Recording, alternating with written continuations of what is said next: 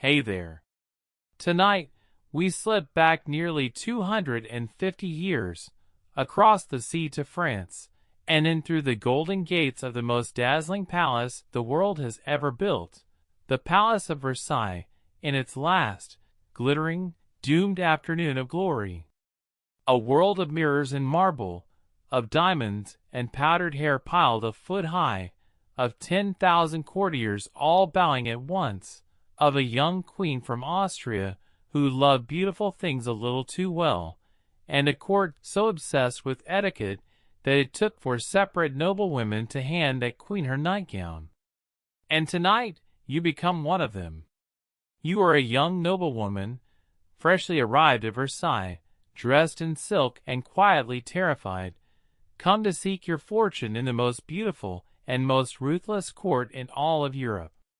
The truth about life at the court of Versailles?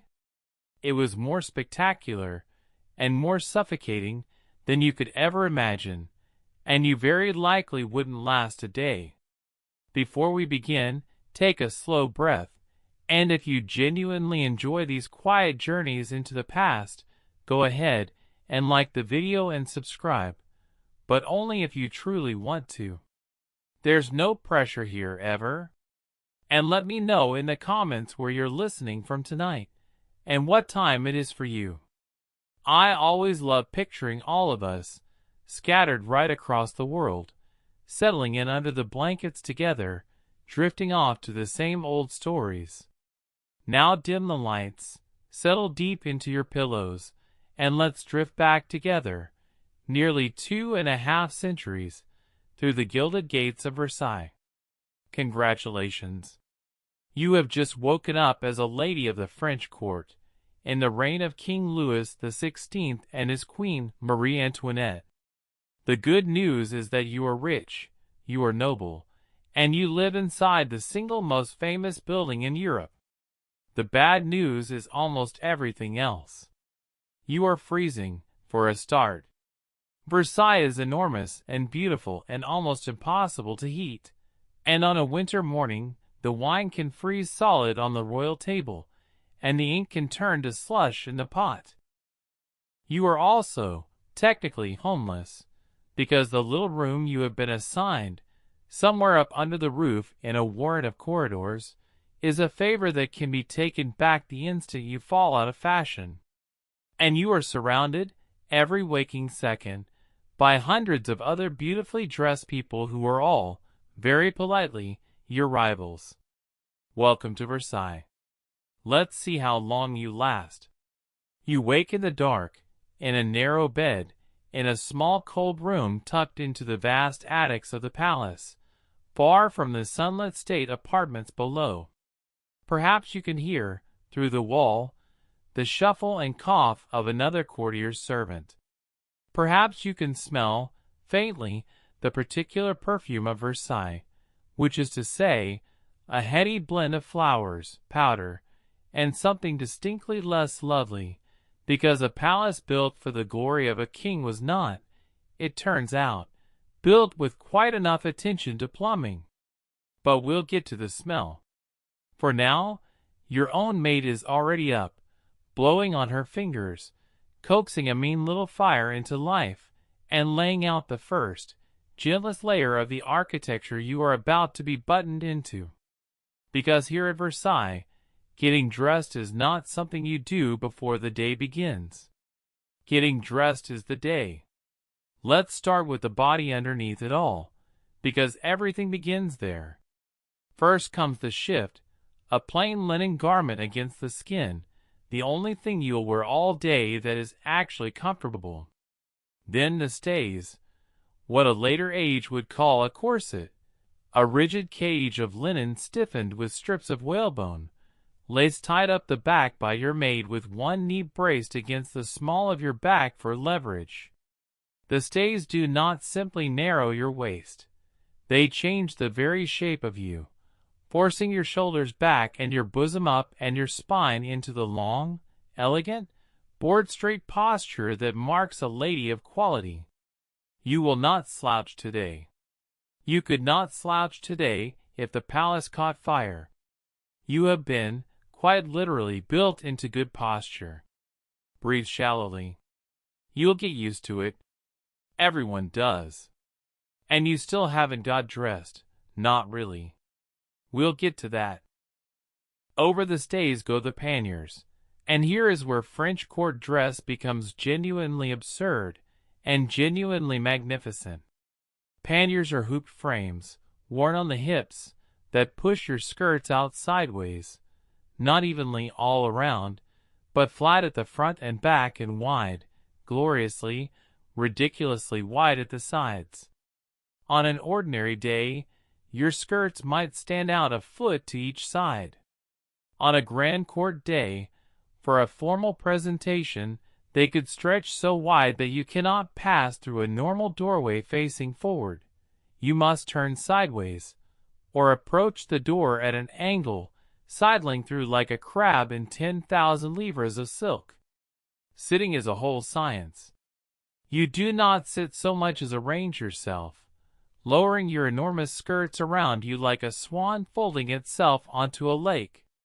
And when you curtsy to the queen, those skirts will pool and billow across the parquet in a great tide of fabric, which is precisely the point. You are not a person. You are an event. And we haven't even done your hair. But we'll get to the hair, and the hair, believe me, is worth waiting for. Now the gown itself goes on over the whole marvelous scaffolding, and there is more of it than you would think possible. There is the petticoat, which at Versailles is not underwear, but the entire front panel of your skirt, on full display and covered in embroidery, ruffles, ribbons, and little sewn-on flowers. There is the stomacher, a stiff decorated triangle pinned to the front of your bodice, dripping with bows and jewels. There is the robe itself, opening down the front to show the petticoat, its long train sweeping behind. Everything must match, everything must be new, or new enough, and everything must announce, to every eye in the room, that you belong. A single court gown could cost more than a skilled workman earned in years. You will need dozens. This is a court where a lady could, and did, ruin her entire family over the question of what to wear on a Tuesday. And you still haven't survived breakfast. But we'll get to that. And now, at last, the hair. Oh, the hair. This is the age of the pouf, the towering, teetering monument of hair for which Marie Antoinette's court became famous across all of Europe, and which will make your morning both a triumph and a trial. Your own hair is teased up over a framework of wire and horsehair and wool pads, then powdered until it is a soft cloudy gray-white, then decorated. And when I say decorated, I do not mean a ribbon. Fashionable ladies wore poufs sculpted into scenes, a garden with real flowers and tiny hidden water vials, a sailing ship in full rig to celebrate a naval victory, cascades of feathers so tall the wearer had to kneel on the floor of her carriage or ride with her head out the window. The whole edifice might stand a foot or more above your scalp. It is heavy. It itches. It cannot be redone every day, so it may stay up for a week or more, which raises certain unpleasant questions about what, exactly, might come to live in there. Ladies carried long slender ivory rods, elegantly, to scratch discreetly at the parts of their own heads they could no longer reach. You are a walking sculpture now. Try not to stand under any low chandeliers. And you still haven't had breakfast. But we're getting there. And then there is the face, which at the French court is a work of art in its own right, and a slightly alarming one. You will powder your skin pale, for a fashionable lady must never look as though she has seen the sun like some common laboring woman. And then, this is the part that startles visitors from soberer countries, you will apply rouge, and not a subtle blush but great vivid circles of brilliant red high on each cheek, so bold and so bright that foreigners found the effect frankly bizarre, like a doll or a mask. At the French court, this fierce red rouge was not merely fashion. It was practically a badge of rank, its use at the highest levels governed by rules, a privilege of the well-born. To it you may add tiny black patches of silk or velvet, mouches, beauty spots, placed just so upon the face, near the eye, beside the lip, at the corner of the brow, each position carrying, it was said, its own flirtatious meaning that the initiated could read like a language.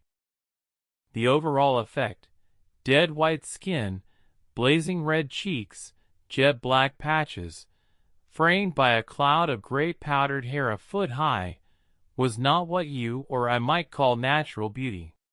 It was something stranger and grander, a face turned deliberately into a mask, a declaration that you were not a mere creature of nature, but a creation of art and rank and artifice. You will paint yourself into this mask every day, and you will wear it as your true face before the world. And still no breakfast. But truly, now we're getting there. Breakfast, when it comes, is a modest thing. A cup of hot chocolate, perhaps, or coffee, some bread, taken quietly in your room, while the real business of the morning presses in on you. Because you are not here to eat. You are here to attend. And the single most important event of the entire day at Versailles has already begun somewhere below you, in the grandest bedchamber in France, and if you are ambitious, you will want to be there. It is called the lever, the rising, the ceremony of the king getting out of bed. Yes, you read that correctly.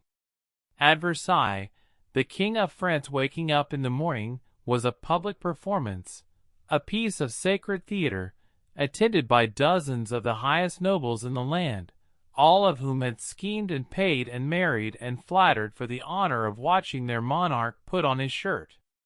And the higher your rank, the more intimate your role. One duke might have the right to hand the king his coat. Another, of even greater blood, the honor of holding the right sleeve of the royal shirt, while a prince held the left. To hand the king his shirt was not a chore. It was a prize men would kill for. Almost literally. But we'll get to what people would kill for. First, you have to learn the rules. Because Versailles ran on rules. Thousands of them, unwritten and unforgiving, a vast invisible machine of etiquette that the great King Louis the 14th had built generations before, precisely to keep the powerful nobility of France too busy learning which fork to use to bother plotting against the throne. And it worked, gloriously, for 100 years. Who may sit, and on what? A duchess may sit on a stool, a taboret, in the queen's presence. A mere countess must stand. Whether that stool has a back is a question of such shattering importance that families feuded over it for generations. Who may enter which room? Who must be announced, and by whom? Who may knock on a door with their knuckles? Nobody, that is vulgar, and who must instead scratch, softly, with the long-grown nail of their left little finger, which fashionable courtiers cultivated for exactly that purpose. You will learn all of this, or you will humiliate yourself, and at Versailles, humiliation is a kind of death. But we'll get to death later. It's coming. For now, let's go and be seen. But first, my dear, you really ought to understand why any of this madness exists, because it did not spring up by accident. It was designed, deliberately, by a genius of power. Generations before your time, the great King Louis the 14th, the Sun King, had learned a hard lesson in his youth, when the mighty nobles of France rose in revolt and very nearly toppled the young monarchy. He never forgot it. And so, when he came into his full power, he built this. He took an old hunting lodge in the marshy fields far from troublesome Paris, and over decades, and at ruinous expense he transformed it into the most magnificent palace on earth. And then he summoned the great nobility of France to come and live in it, with him, under his eye. It was the most elegant trap ever laid. For once the proud dukes and princes of France were gathered at Versailles, competing for the honor of handing the king his shirt. They were no longer brooding on their own estates, raising their own armies, plotting their own rebellions. They were here tamed, gilded, and utterly absorbed in the exquisite triviality of court life, and who sat on a stool and who stood, and who scratched at which door, in the endless glittering competition for the sunlight of royal favor. Louis XIV had turned the deadliest men in his kingdom into courtiers, and courtiers, he understood, are far too busy to revolt. Every absurd rule you are learning tonight is a thread in that web, spun a century ago by a king who knew that a nobleman obsessed with etiquette is a nobleman who will never raise a sword against his throne. It was brilliant. It worked for 100 years. And its very success would help doom the whole system in the end. For a nobility, so busy being ornamental, had quite forgotten how to be useful, and a monarchy, so dazzling, had quite forgotten the hungry country beyond its gates. But that is a sorrow for later. For now, marvel at the trap, and remember that you are living inside a machine built to keep the powerful harmlessly, beautifully occupied. And so much of that occupation, you will quickly discover, is simply waiting. This is the great secret misery of court life that the paintings never show you, the sheer, grinding, endless boredom of it. For all the balls, and the fireworks, and the diamonds, the daily reality of a courtier's existence was hours upon hours of standing about in antechambers, waiting for the king to pass, waiting for the queen to rise, waiting for a great person to notice you, waiting for a door to open or a ceremony to begin or a chance, any chance, to be seen by someone who mattered. You could not sit, for there was nowhere and no right to sit. You could not leave, for the one moment you left might be the very moment you were needed. So you stood, in your tight stays and your aching heels, in a crowded gallery that smelled of too many people and too much perfume, and you waited, and you made careful small talk, and you watched, and you schemed, and you waited some more. A whole life could drain away like this, standing in beautiful rooms, waiting for a glance from a king. It was, one clear-eyed courtier famously observed, a country where the joys were visible but false, and the sorrows hidden but real. Keep that in your mind tonight, under all the gold. For now, though, let's go and be seen. You make your way down, at last, from the cramped attics into the state apartments, and here Versailles takes your breath away all over again, no matter how many times you have seen it. The hall of mirrors runs the length of the palace's garden front. 17 tall arched windows facing 17 tall arched mirrors, so that the gardens, and the sky, and the thousands of candle flames are all doubled and doubled again into infinity. In an age before mirrors were common, when a single decent-looking glass was a luxury, an entire hall of them was a statement of wealth so staggering it silenced foreign ambassadors. Gilt everywhere, painted ceilings soaring overhead, all gods and glory, and the triumphs of France. Marble in a dozen colors. And moving through it all, a slow bright river of courtiers, hundreds of them, in silk and satin and diamonds, all bowing and curtsying and murmuring and watching, always watching, one another. It is the most beautiful room in the world. It is also, you will slowly realize, a stage, and everyone on it is performing all day, every day, without a single moment off, including now you. And at the center of all this performance stands the reason for it, the king, and beside him the queen, the living sun and moon of this whole gilded universe. When the king passes through a room, a change comes over it that you will feel in your own body the first time you witness it. A hush, a rustle, a great sinking as every person present bows or curtsies low, a turning of every face toward him like flowers toward the light. He is not, to these people, merely a man. He is the anointed of God, the living embodiment of France itself, and centuries of belief and ceremony have made his very presence something close to sacred. To be spoken to by him, even a word, even a glance in your direction, is an event you will remember and recount for the rest of your life. This particular king, Louis the 16th, is in truth a shy, kindly, awkward man, happier among his locks and his hunting dogs than his courtiers, and yet even his awkwardness cannot dim the awe that surrounds the crown he wears. And the young queen beside him carries a different kind of power, the power of grace and beauty and fashion, so that when she enters, radiant, exquisitely dressed, every woman in the room studies her, envies her, and quietly resolves to copy whatever she is wearing.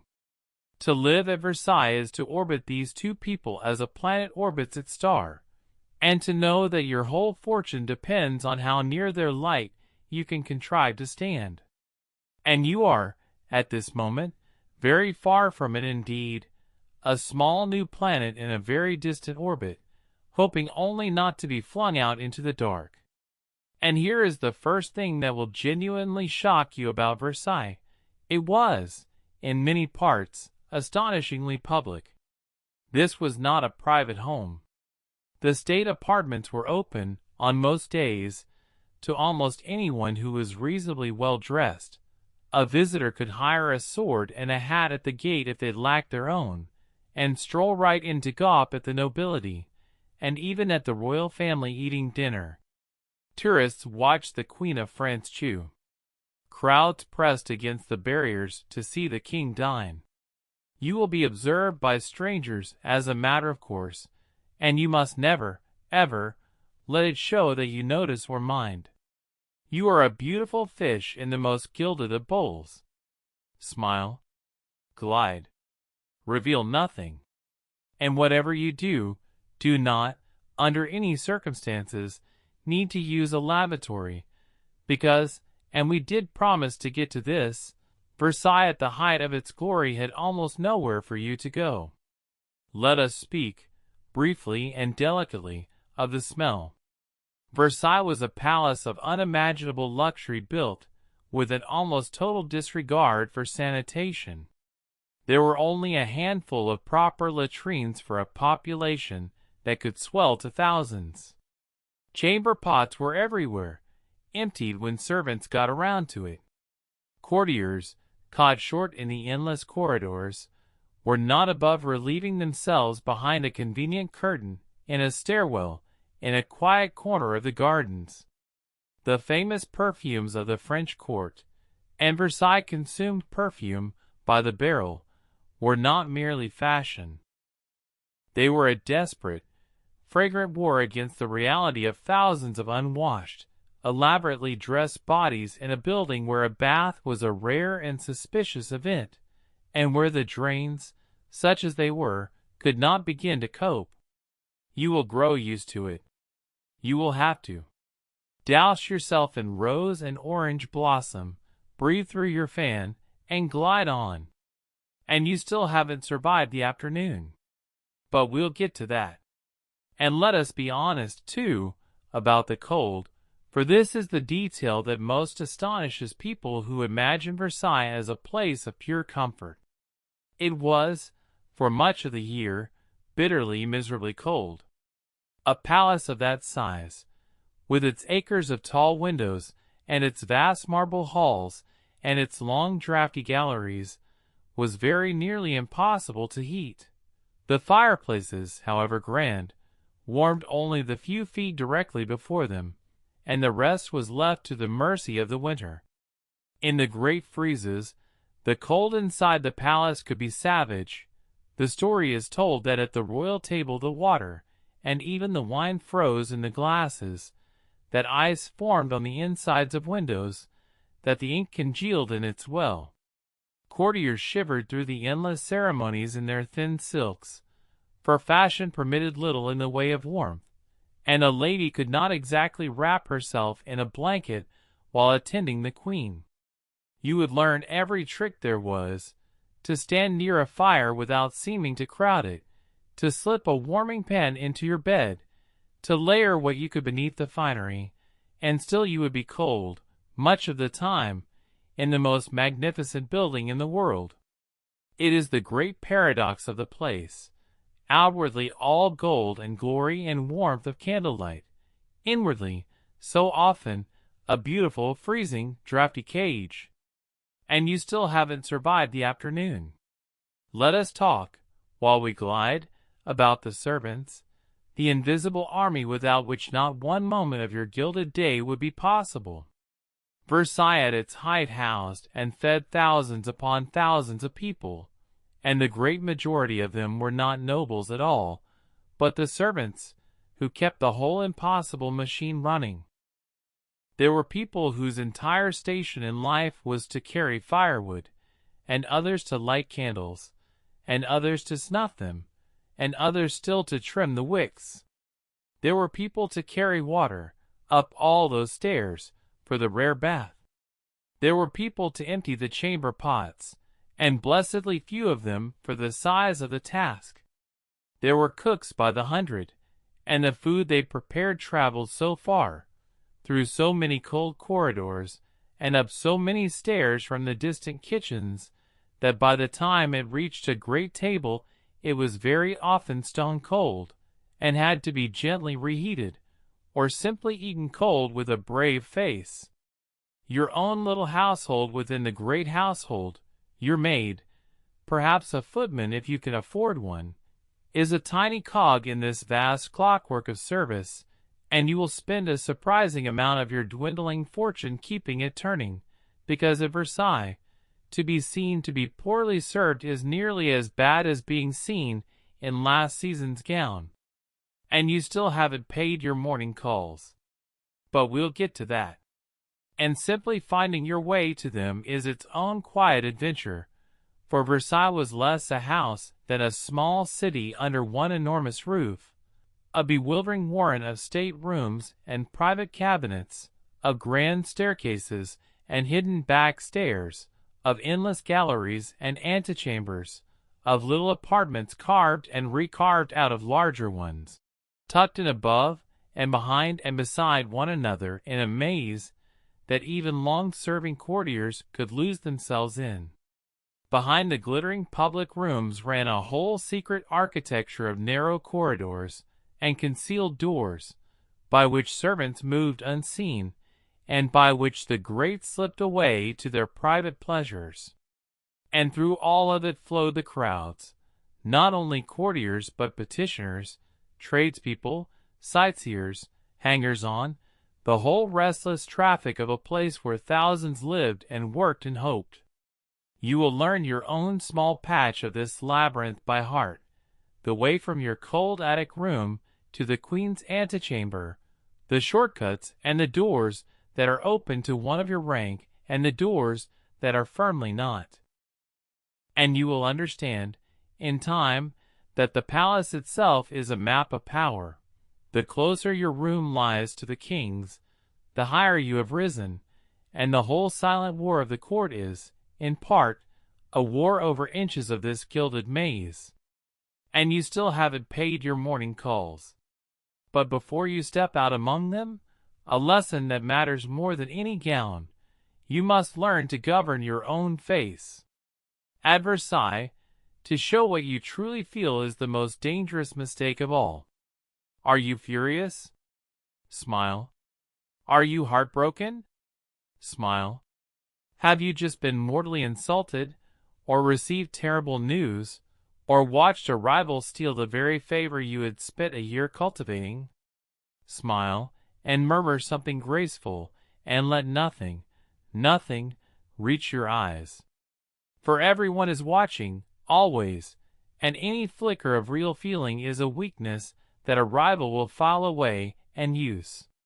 The court prized above all things the art of the smooth surface, the light, witty, effortless conversation that gave away nothing, the compliment that might be a dagger, the graceful phrase that could be read 3 different ways.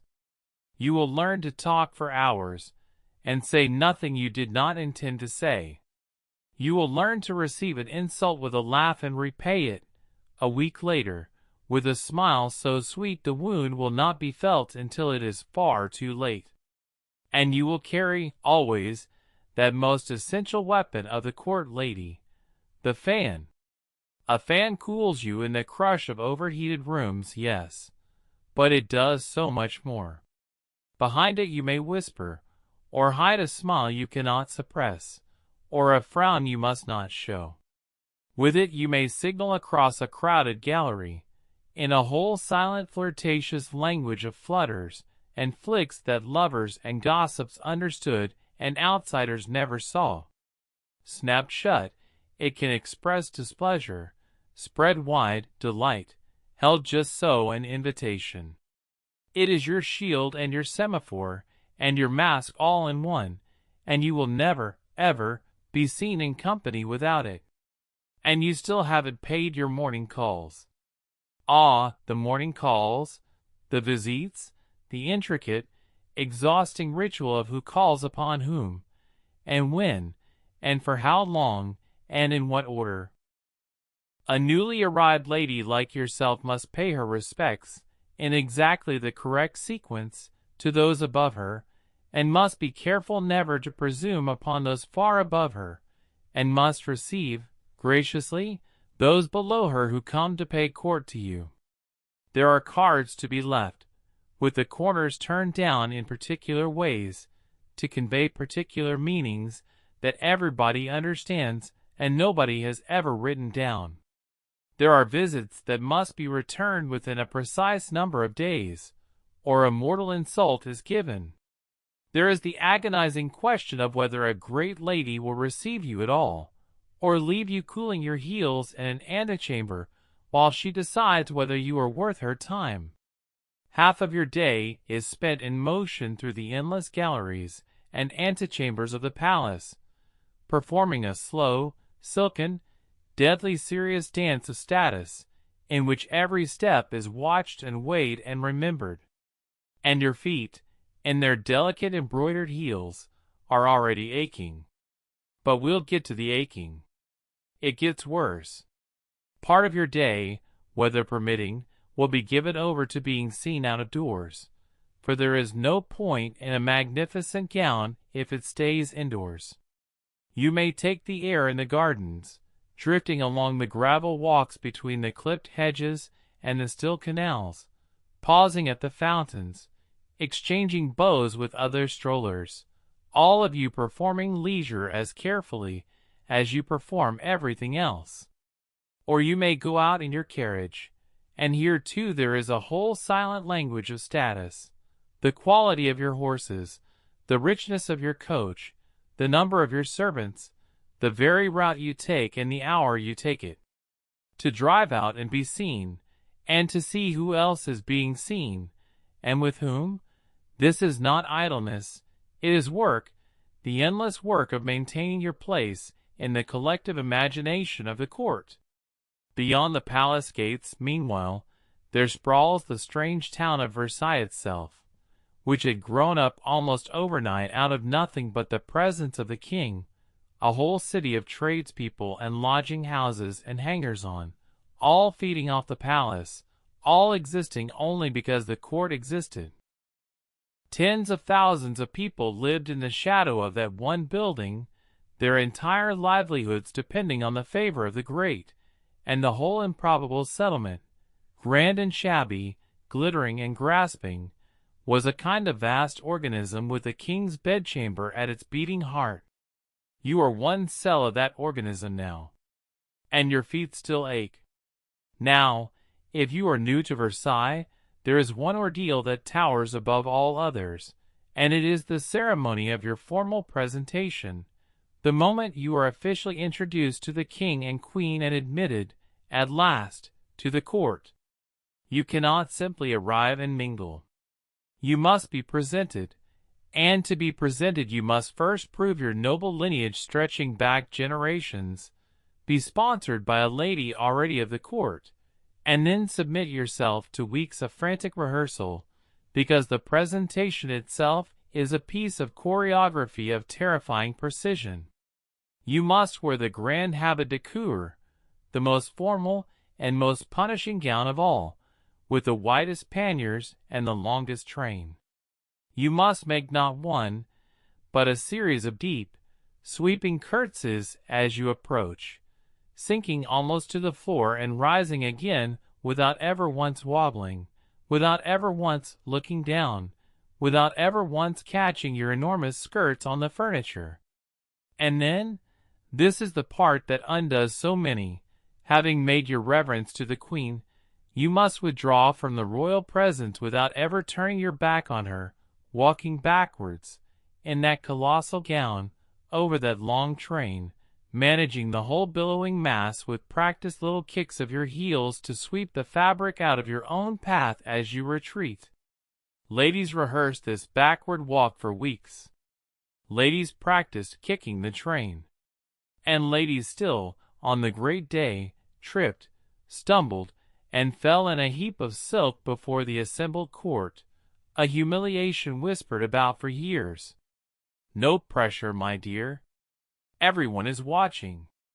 Rise, sink, rise, retreat, and do not, whatever you do, fall over. And you still haven't survived the afternoon. Truly.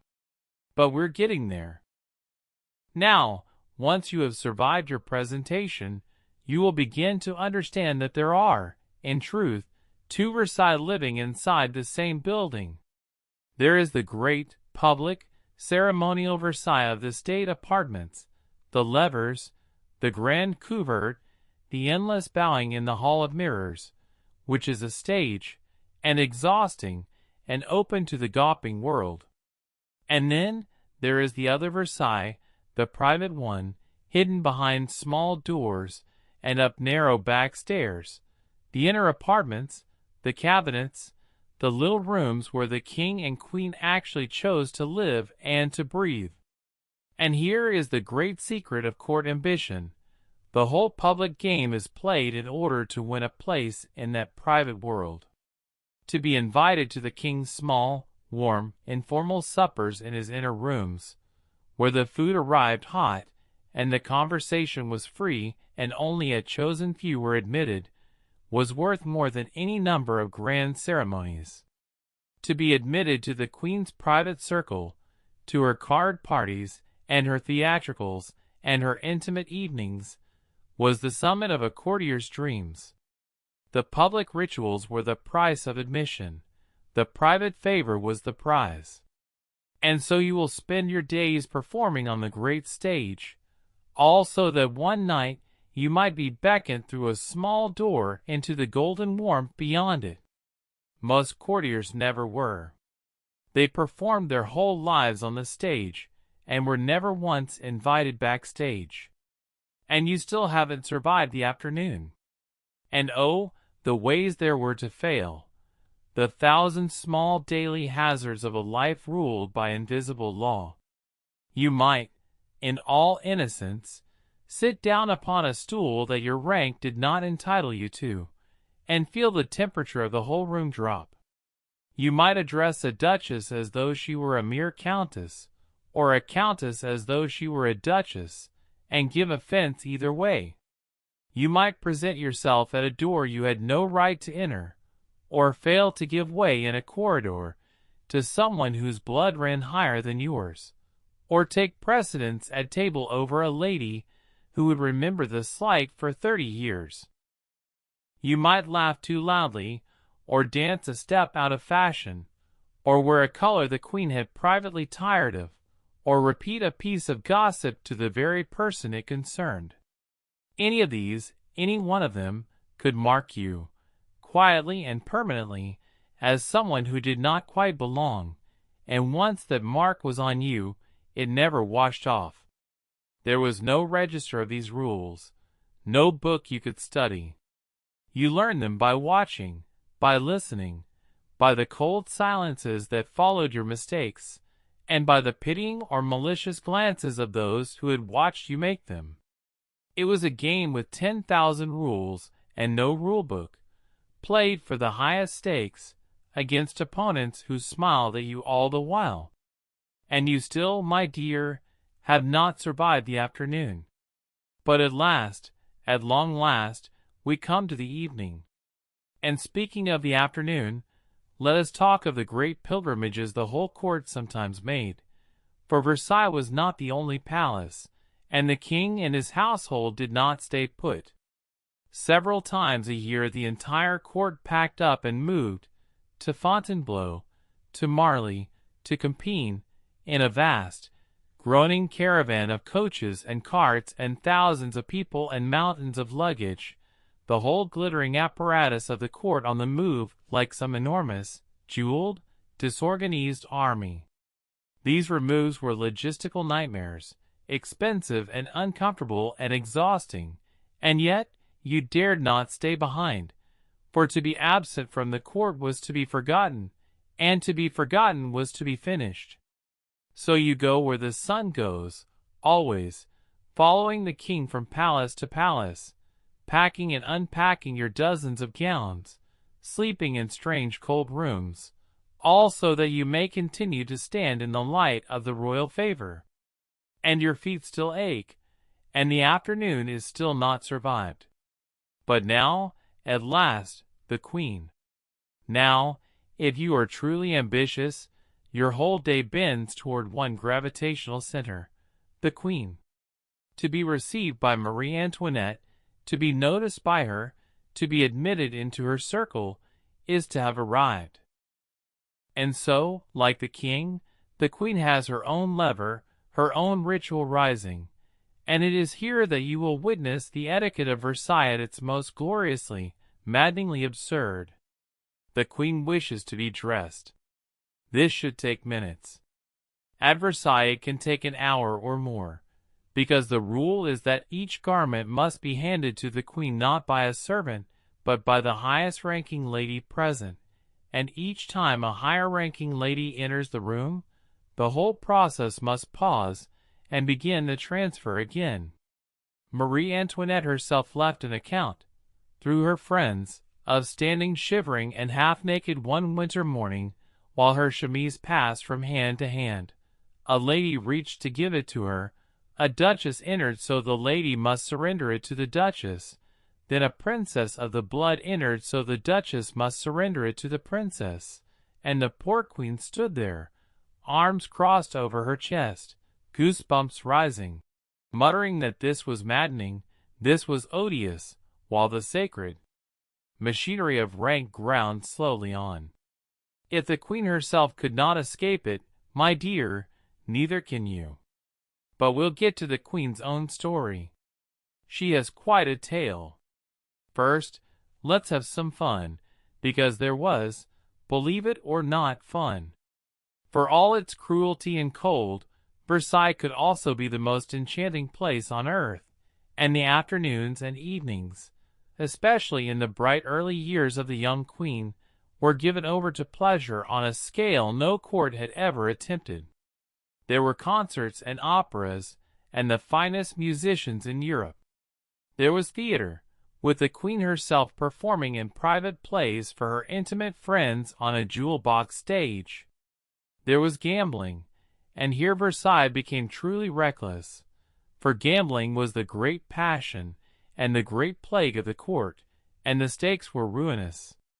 The card tables ran deep into the night, and fortunes that had taken families generations to build could vanish on the turn of a single card.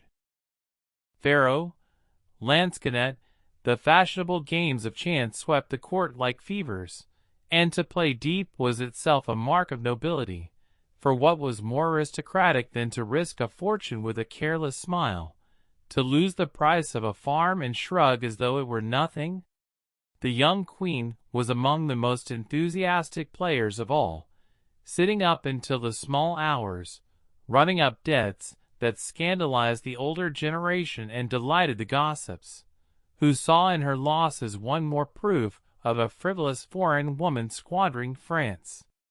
Whole families were quietly destroyed at those tables, daughters left without dowries, estates mortgaged, sons ruined before they came of age, and the ruin was borne, always, with that same studied carelessness, because to show that you cared about money was the most vulgar thing of all. You will play, because everyone plays, and you will smile as you lose what you cannot afford, because at Versailles the appearance of ease is worth more than the reality of a full purse. It is, when you think on it, a kind of madness. But it is a beautiful, glittering, candlelit madness, and for now you are dazzled, and you deal the next hand. There were balls, masked balls where a duchess might dance with a stranger, where identities blurred behind velvet masks, and anything, for one glittering night, felt possible. And there were the gardens, those endless, geometric, breathtaking gardens, with their fountains that played only when the king walked past because the water supply could not run them all at once, their canals where miniature fleets sailed, their groves lit by thousands of lamps for summer fetes, so beautiful that guests wept. You could, on the right night, believe yourself in paradise. Hold on to those nights. You will need them, because the price of all this beauty is about to come due. But first, dinner. Though I should warn you, before you sigh too dreamily over those glittering evenings, that the reality of a great court event was often a good deal less comfortable than the paintings suggest. Picture it truly. Hundreds upon hundreds of people crammed into a hall, however grand, every one of them in heavy layered silk over rigid stays, every lady's hair a foot high and dressed with pomade and powder, the whole vast room lit and heated by thousands upon thousands of open candle flames. The heat became furious. The air grew thick and close and heavy with perfume and smoke and the press of bodies. Wax dripped, occasionally, from the great chandeliers onto the shoulders and the elaborate hairstyles below. And ladies fainted, regularly, predictably, dropping in their tight stays and their airless gowns like felled flowers, to be carried out and revived and, if they were made of stern enough stuff, laced back up and returned to the floor. To dance in all that finery, in all that heat, was a genuine feat of endurance. To merely stand through it for hours was scarcely easier. And through it all you must appear serene, delighted, entirely at your ease, as though you were not slowly cooking inside a cage of whalebone in a room hot enough to wilt the flowers in your hair. This was the glamour of Versailles, real and dazzling and paid for, always, in a quiet coin of physical suffering that no one was permitted to mention. And you still have not survived dinner. But before dinner, a word about the war you can never stop fighting, the one waged in silk and feathers, fashion. At Versailles, and above all in the reign of the young queen, dress was not vanity, it was the very language of the court, and to fall behind in it was to fall behind in everything. The great arbiter of that language was a shopkeeper, of all things.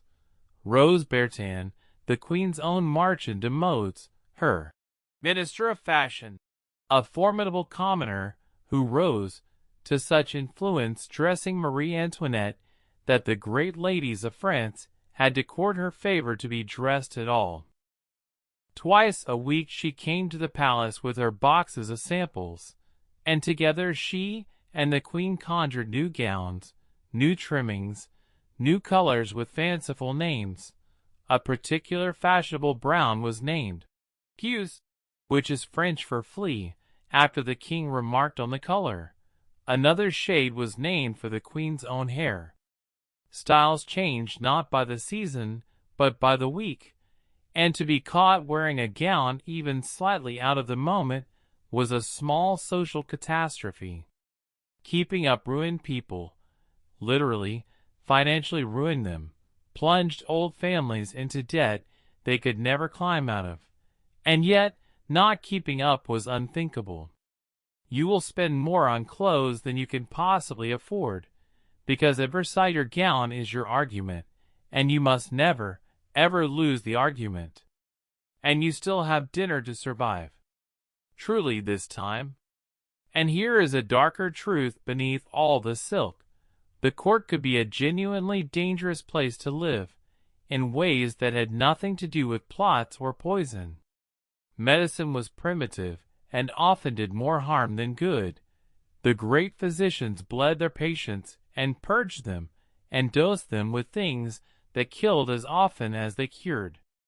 Smallpox stalked the palace, and could carry off the highest in the land in a week, as it did more than one member of the royal family. Childbirth was a peril every noblewoman faced again and again, and most astonishing of all to modern ears. A royal birth was, by ancient custom, a public event. The queen expected to be delivered of her child before a crowd of courtiers packed into the chamber to witness that the air was genuine and no baby had been smuggled in. When Marie Antoinette gave birth to her first child, so many curious spectators crushed into the room that the air grew unbreathable, and the queen nearly died of the heat and the crowd. And after that the custom was, mercifully, relaxed. So even the most private, painful, dangerous moment of a woman's life was, at Versailles, a matter of public ceremony. Privacy was the one luxury that all the gold in France could not buy. And now, at last, dinner. Dinner at Versailles is another performance, and if the royal family dines in public, as they often do, you may stand and watch, and you had better learn how to do it properly. The grand couvert, it was called. The king and queen eating at a table, while ranks of courtiers stood and observed in respectful, hungry silence. There were rules for everything. How to serve, who might approach, how deep to bow when handing a dish. The food itself, carried a vast distance from the kitchens through those freezing corridors, frequently arrived stone cold, which is why the truly powerful eventually preferred small private suppers in their inner apartments, warm and intimate and far from the gawping crowds. And what feasts they were, when the kitchens were in full cry, course upon course of them, dozens of dishes brought out together in great symmetrical displays, roasts and ragouts and fricassees, game and fowl and fish, pastries and creams, and towering confections of spun sugar, pineapples, and strawberries coaxed out of season in the king's own hothouses at enormous cost. The king himself, it was whispered, had an appetite that awed the court. He could sit down and devour a truly heroic quantity at a sitting, and the daily provisioning of the royal household consumed food and drink on a scale to feed a small army, which, in a sense, it was. And yet, for all the abundance, so much of it arrived tepid or cold, half congealed from its long freezing journey, that the finest cuisine in Europe was often eaten lukewarm and without complaint, because to complain was beneath a courtier's dignity. You will grow used to cold sauces and the taste of ceremony, and you will learn that at Versailles even hunger, even the simple animal comfort of a hot meal, must yield to the endless demands of appearance. And you still have the evening ahead. For you, though, dinner is work. It is where alliances are made with a glance, where a word from the right person can lift you, and a cold shoulder can sink you. You will eat, later, alone, whatever you can find. Right now you are watching other people eat, and smiling as though it were the greatest honor of your life. Which, at Versailles, it is. And you still have the evening to survive. But we'll get there. Somewhere in your day there is the chapel, too, For Versailles was, for all its worldliness, a deeply, ceremonially Catholic court, and the observance of religion was as much a matter of etiquette and display as of the soul. The royal chapel is one of the loveliest rooms in the whole palace, all soaring white and gold, and when the king attends mass, the arrangement is telling.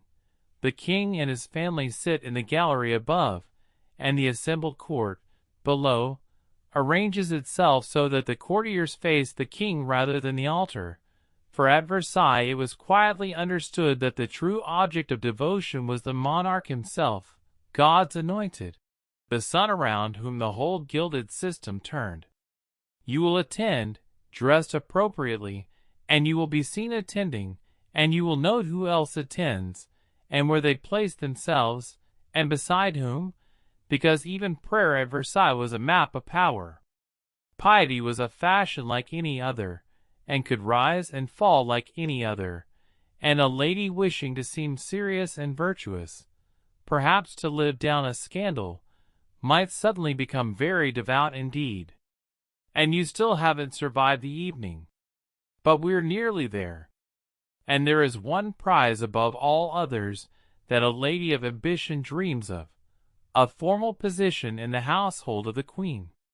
For the Queen's household was a whole glittering hierarchy of appointments, and to hold one was to have arrived at the very center of the sun.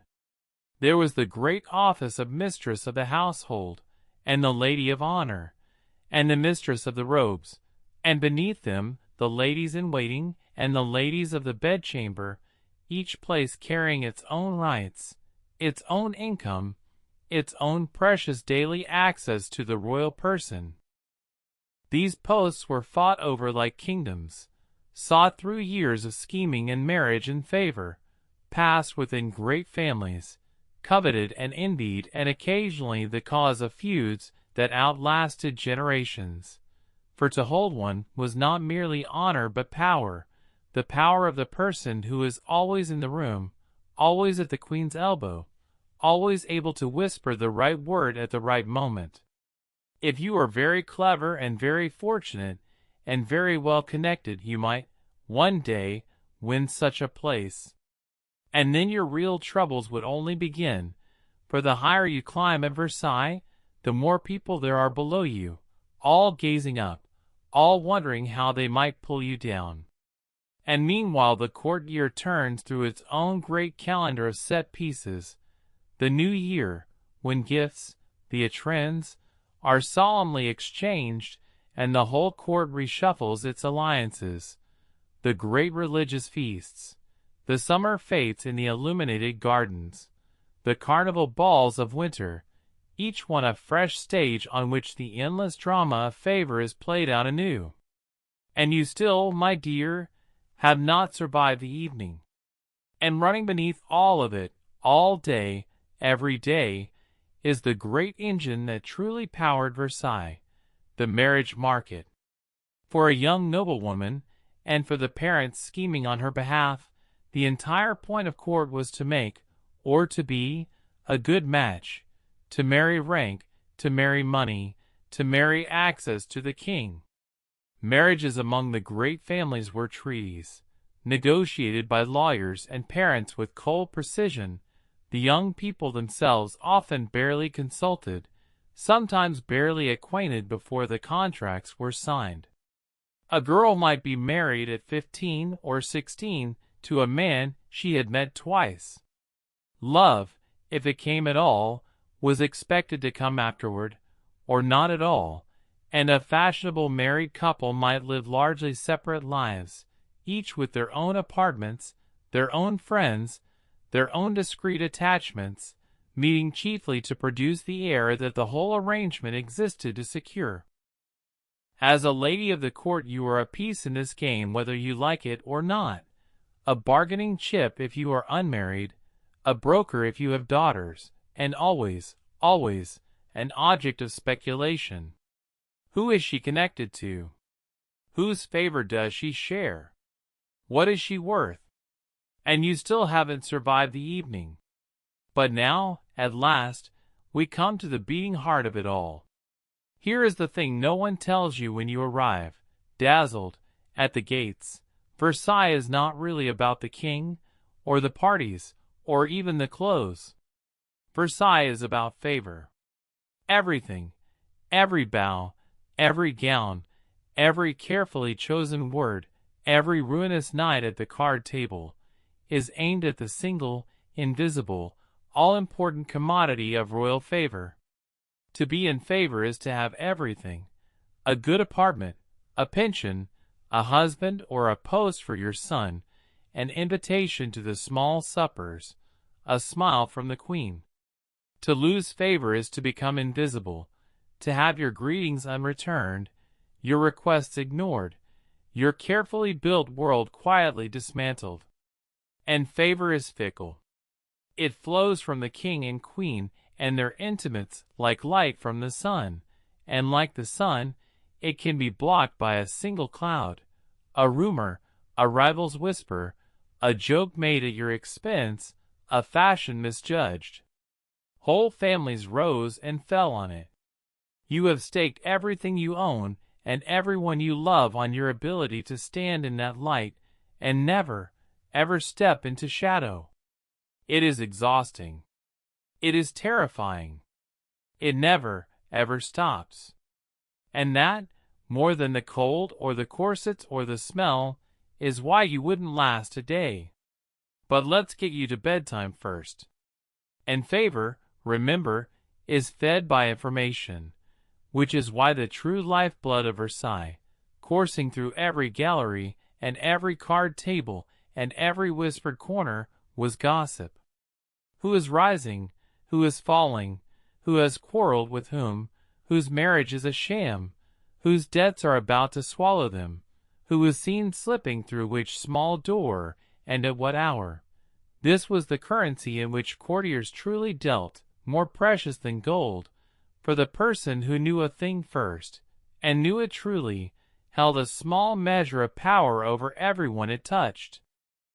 You will learn to listen with half an ear always cocked, to read a raised eyebrow across a crowded room, to catch the meaning under a pleasantry. You will write letters.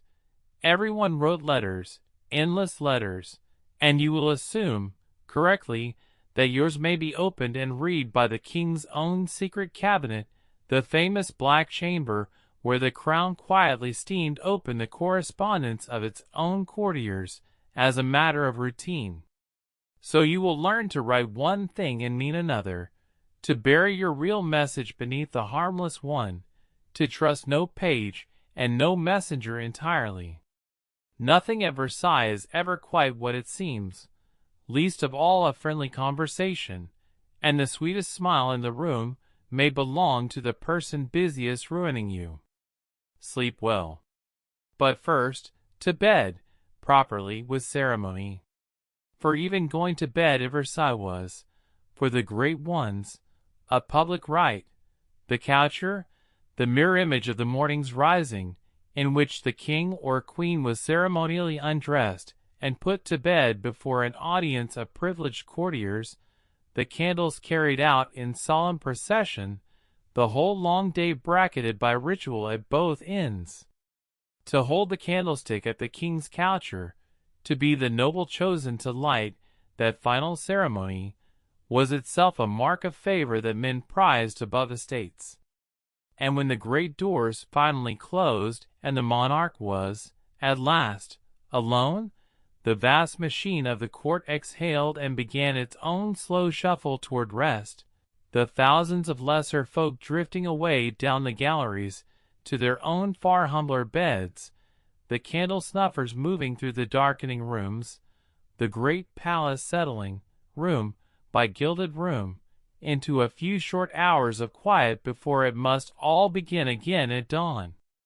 And you, at the very bottom of all this ceremony, simply climb your cold stairs, alone, unattended by any ritual at all, to your little room under the roof. The evening winds down at last, though down is a relative term in a palace that barely sleeps. There may be more cards, more music, a late supper if you are fortunate enough to be included.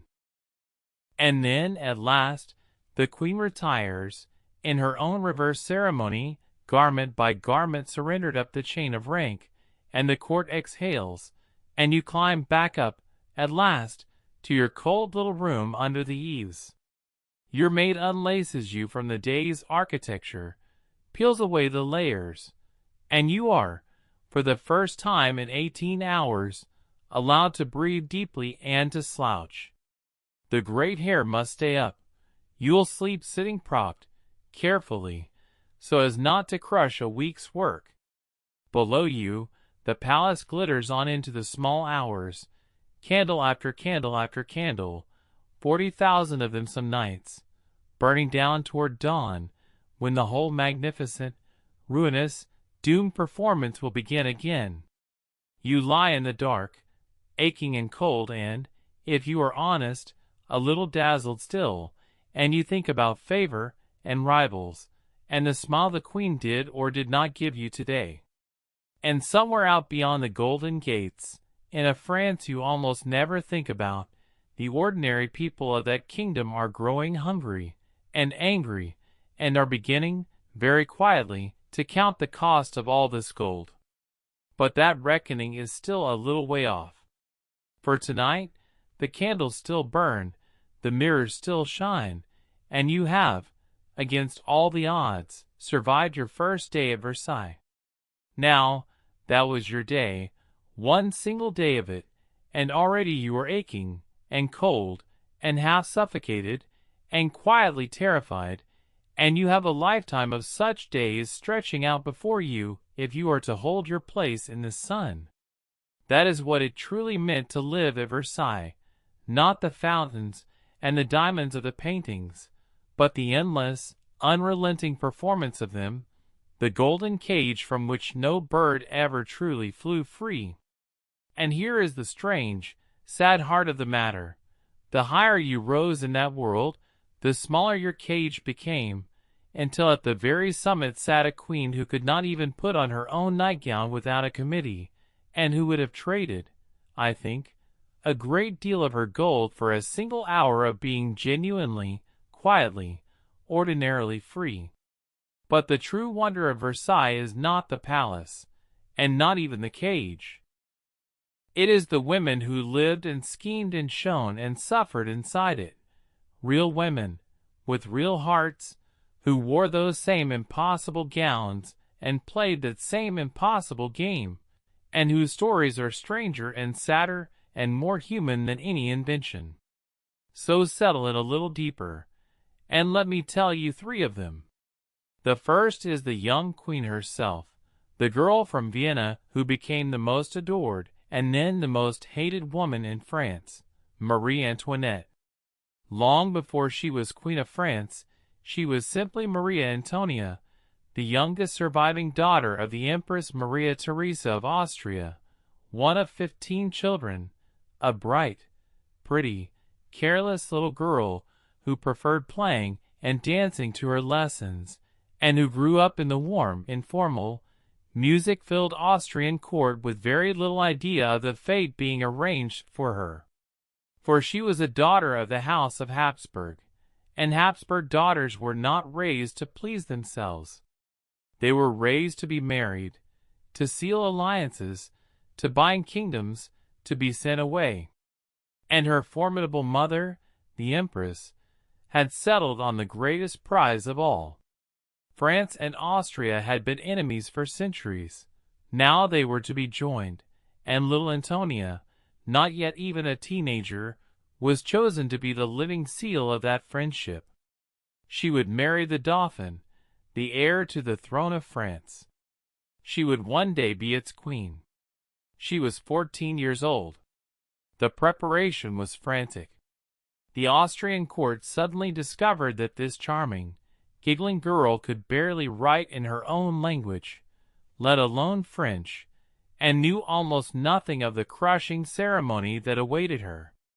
Tutors were summoned. Her mother wrote her lists of instructions. A French hairdresser was sent to remodel her hair, a dentist to correct her smile. And then, in the spring of her 15th year, she was sent away, across Europe, toward a country she had never seen and a boy she had never met. On a small island in the middle of the Rhine, in a specially built pavilion, there took place one of the strangest ceremonies of her strange life, the remise, the handing over. In one room she was, symbolically, still Austrian. She was stripped, quite literally, of every single thing she had brought from home. Her clothes, her jewels, even her little dog were taken from her, because she must arrive in France owning nothing of Austria, not so much as a ribbon. Then, naked of her old life, she was dressed in French clothes, led into the next room, and handed over, an Austrian archduchess in one door, and the future Queen of France out the other. She wept. She was 14 going on 15, alone now among strangers, and she would never see her mother again. Her new husband was the Dauphin Louis, soon to be King Louis the 16th, and he was, to put it gently, not the stuff of a young girl's dreams. He was shy to the point of paralysis, awkward, short-sighted, happiest when he was away hunting or shut up alone tinkering with locks and clocks, at which he was genuinely skilled. He was kind, and dull, and hopelessly ill-equipped for the glittering predatory court he would inherit, and so, in a different way, was she. The marriage began in a fog of embarrassment. The young couple, both painfully inexperienced, both surrounded and scrutinized by a court that discussed the intimate details of their bedroom as a matter of high state policy, did not manage to consummate their union for years, 7 long years, in fact, during which the whole of Europe gossiped. Her mother wrote her anguished letters, and Antoinette bore the humiliation almost entirely alone, blamed, as women always were, for a failure that was not hers to fix. Imagine it, a teenage girl in a foreign country, with the succession of a kingdom resting on the most private matter imaginable, and every courtier in France keeping score. When the old king, Louis XV, died at last of smallpox, the young couple, barely out of their teens, suddenly found the crown of France on their heads. The story goes that when they were told the old king was dead, and they were now king and queen, the two of them fell to their knees together and prayed, weeping, "Dear God, guide us and protect us. We are too young to reign." And they were. He was 19. She was 18. All of France, at first, adored her. The lovely young queen, graceful and radiant, seemed to promise a fresh and shining new age after the tired old reign that had gone before. Crowds cheered her. Poets praised her. For a brief, golden moment, she was the most beloved woman in the kingdom, and it must have seemed to that homesick girl who had been handed over naked on an island in the Rhine, that at last she had come into her happiness. How quickly and how completely that love would curdle. But in the beginning there was real hope and real joy, and it is worth remembering that the woman France would come to hate so ferociously was first a woman France had greeted with open arms. So she did what a lonely, high-spirited, neglected young woman might be expected to do. She turned to pleasure. When her husband became king and she, at just 18, became queen, Marie Antoinette threw herself into a whirlwind of gaiety that dazzled the court and, in time, appalled the country. She stayed up all night at the gambling tables. She adored fashion, and with her milliner, the famous Rose Bertin, and her hairdresser, Leonard, she invented and discarded styles at dizzying speed, those towering poufs, those mountains of feathers, gowns beyond counting. She loved the theater, and acted in her own private playhouse. She surrounded herself with a small, glittering circle of favorites and shut the door, more and more, on the tedious old etiquette and the grand old families, who felt, with growing fury, that they were being frozen out. She was young, she was beautiful, she was queen, and she wanted, more than anything, to be happy and to be free. And in a court that ran on ceremony and on access, this instinct, to withdraw, to choose her own friends, to have a private life, was not charming. It was, to the excluded nobility, an insult. And it was the beginning of her ruin. And all the while, from far away in Vienna, her mother watched, and worried, and wrote. The Empress Maria Theresa had a private source at the French court, her trusted ambassador, Mercy, who reported on the young queen's every move in secret dispatches home, and so a steady stream of letters flowed from mother to daughter, and they were not gentle. Study more.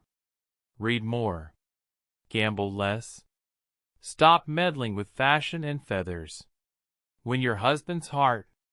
Behave with more dignity. Think of your position, your family, your duty. The letters were loving, but they were also relentless, a distant mother's anxiety reaching across a continent to scold a lonely young woman who could never quite live up to them, and who felt their disappointment keenly even as she failed, again and again, to change. Between the mother who watched from Vienna and the court that watched from every doorway, Marie Antoinette was never, for a single hour of her life, truly unobserved. Is it any wonder she longed so desperately for a little house where no one was watching at all? And the old court watched her most jealously of all. The great families, the stiff old guard of Versailles, the keepers of the ancient etiquette, looked at this careless young foreign queen who mocked their sacred rituals and preferred her own small set, and they never forgave her. There was one lady of the court, appointed to instruct the young queen in the endless rules, whom Marie Antoinette privately nicknamed Madame Etiquette, for her rigid devotion to ceremony, and in that little joke lies the whole tragedy in miniature, for the queen laughed at the very machine that the monarchy depended on to bind the nobility to it, and the nobility, laughed at, drew away, offended, into a cold and waiting resentment. She did not understand, until far too late, that the absurd rituals she found so tedious were the invisible threads holding her husband's throne in place, and that in cutting them, one careless snub at a time, she was helping, without ever meaning to unravel the very thing that kept her safe. They began to talk. First the courtiers she had snubbed, then the pamphleteers of Paris, then, it seemed, the whole of France. She was Austrian, and Austria was the old enemy, so they called her l'Autrichienne, the Austrian woman, and turned the word into a slur. They said she was frivolous, that she gambled away the nation's money, that she cared nothing for France. They gave her a nickname that would follow her to the grave, Madame Deficit, as if the vast, ancient, crushing debts of the French crown were the fault of one young woman's dresses. And then the pamphlets grew darker and crueler and utterly false, inventing scandals, lovers, monstrous appetites, until the real woman, anxious, generous, increasingly frightened, vanished entirely behind a paper monster of pure invention. She tried, in her way, to retreat from it. At the little estate of the Petit Trianon, given to her by the king, she built a private world where etiquette was banished, and eventually a model hamlet, the Hameau, with a working farm and a dairy, where she and her friends could play at a simpler, gentler life. Her enemies, of course, twisted even this into proof of her extravagance and her contempt. She could do nothing right. Every kindness was a plot, every economy a lie, every pleasure a crime. Let us linger a moment on that private world she tried to build, because it tells us who she really was, beneath the paper monster. The Petit Trianon was a small, elegant chateau in the grounds of Versailles, a jewel of a house that the king had given her to be entirely her own, and she poured her heart into it. Here, and here alone, the crushing etiquette of the great palace was suspended. She could wear simple muslin gowns instead of the armor of court dress. She could invite whom she pleased and turn away whom she pleased. She could walk in her own gardens, English gardens, wild and natural and winding, the very opposite of the rigid geometry of Versailles, and simply be a young woman among friends rather than a queen on a stage. And then she went further, and built the Hameau, that famous little hamlet of thatched cottages around a lake, with a real working dairy where she could skim cream into porcelain bowls, a mill, a farm with real animals tended by real farmers. It has been mocked for 2 centuries as the folly of a queen playing at being a milkmaid while the poor starved, and there is a grain of truth in the mockery. But it was also something more tender and more sad, the attempt of a woman who had been public property since the age of 14, who had been watched every waking second of her life, to carve out one small corner of the world where she could pretend, just pretend, to be free. And in that private world were the friendships that meant everything to her, and that her enemies turned into weapons. There was the Princess de Lamballe, gentle, loyal, devoted, who would follow her mistress into the horror of the Revolution and be torn apart by a mob for her loyalty. There was the Duchesse de Polignac, charming and easy company, whose family the queen showered with favors and fortunes, which the court and the country bitterly resented, seeing in it only more proof of a frivolous queen squandering France on her cronies. Marie Antoinette loved deeply, and gave generously to those she loved, and in the poisoned air of Versailles, love and generosity themselves became scandals. The pamphlets whispered that her friendships were something darker, invented obscene fictions, dragged every warm and human bond she had through the gutter. And there was one more attachment, the tenderest and most mysterious of all, the Swedish Count Axel von Fersen, handsome, devoted, discreet, who loved her faithfully for years, and who would risk his own life in the desperate attempt to save hers. Whatever passed between them, and it remains, to this day, a matter of gentle mystery, he was, in the end, the one person from the golden years who never abandoned her, and who tried, when almost everyone else had turned away, to spirit her and her family out of the closing trap. And then came the affair of the diamond necklace, a genuinely bizarre swindle that reads like the plot of a comic opera and ended by helping to bring down a monarchy. At its heart was a fabulous, monstrous necklace of over 600 diamonds, originally made for the old king's dewberry, so vast and so costly that no one had ever bought it. A clever, unscrupulous adventuress, the self-styled Countess de la Motte, saw her opportunity. She befriended a vain and ambitious cardinal, the Prince de Rohan, who was desperate to win the queen's favor, and she persuaded him, with forged letters in the queen's hand, and even a midnight meeting in the palace gardens with a prostitute dressed to impersonate Marie Antoinette in the dark, that the queen secretly longed for the necklace and wished him to buy it for her, in secret, on credit, as her trusted go-between. The besotted cardinal did exactly that, handed the necklace to La Motte's people to deliver to the queen, and the schemers promptly broke it up and sold the diamonds off across Europe. Marie Antoinette was entirely innocent. She had never wanted the thing, never ordered it, never met the cardinal in any garden, knew nothing whatever of it. And when the fraud unraveled, the king, in fury, had the cardinal arrested, but the resulting public trial became a catastrophe for the crown, for the court acquitted the cardinal, and in doing so seemed to declare to all of France that it was perfectly believable that the queen would secretly scheme to buy a 1,000,000 livre necklace behind the king's back. She had been robbed and impersonated and lied about, and somehow she emerged more hated than the criminals themselves.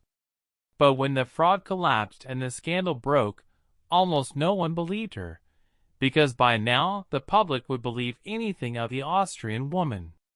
The affair convinced France that its queen was a corrupt and greedy schemer, and it convinced the world, and it did more damage to the monarchy than any pamphlet. The truth mattered not at all. The legend had swallowed the woman whole. And meanwhile, in the streets of Paris, the bread was running short. Motherhood changed her, though few outside her circle would ever see it. After those long barren years, she at last had children, first a daughter, her Mousseline, then the longed-for son and heir, then another boy, and another little girl who did not live, and she adored them with a fierce and tender devotion that surprised the court and transformed the woman. The frivolous young queen who had once danced till dawn now hurried from the card tables to the nursery. She broke with the old custom of handing royal children entirely to governesses, and insisted on being a real presence in their lives, feeding them her attention, playing with them, worrying over their illnesses, having them near her at her beloved Trianon.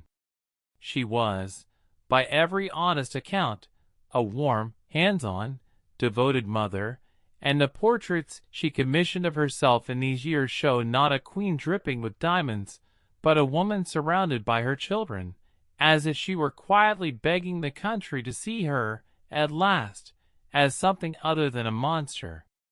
The country was not listening.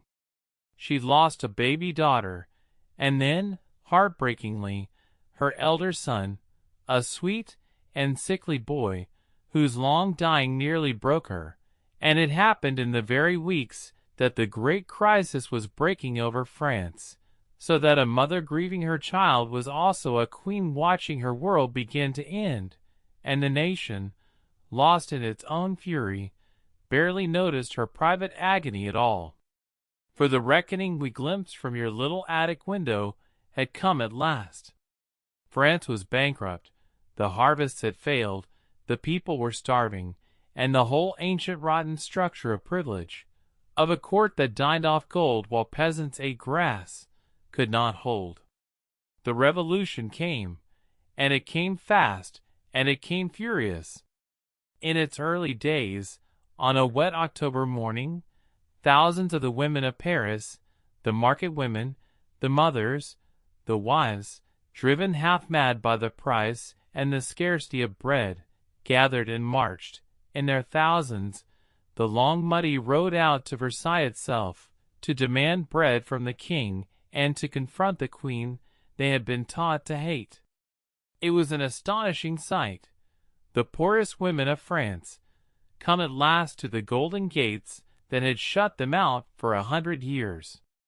Through the night they gathered outside the palace, and in the dark before dawn some of them broke in, surging through the state apartments toward the queen's own rooms, so that Marie Antoinette had to flee in her nightclothes through a secret passage to the king's side, escaping the mob by minutes. In the morning the royal family was forced to appear on the balcony before the vast, seething crowd, and then, this was the true blow, the people demanded that the king and queen leave Versailles and come to live in Paris, among their people, where they could be watched. And so they went. The great gilded coaches rolled out through the gates and away, escorted by the triumphant crowd, and the royal family never saw Versailles again. The palace that Louis the 14th had built to tame the nobility and glorify the crown fell silent behind them, its 40,000 candles snuffed, its fountain still, and the whole shining world you have walked through tonight simply ended, in a single October morning, forever. There followed years of dwindling, desperate hope, and one night of frantic, doomed courage.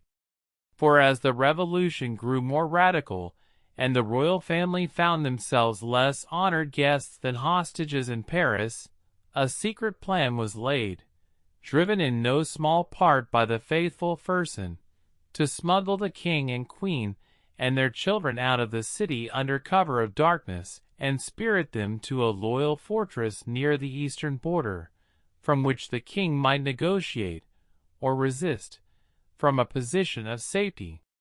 It very nearly worked. On a summer night the family slipped out of their Paris palace in disguise, the queen dressed as a governess, the king as a valet, the children hushed and hidden, and rolled out of the sleeping city in a great slow coach. But the coach was too large and too grand and too slow.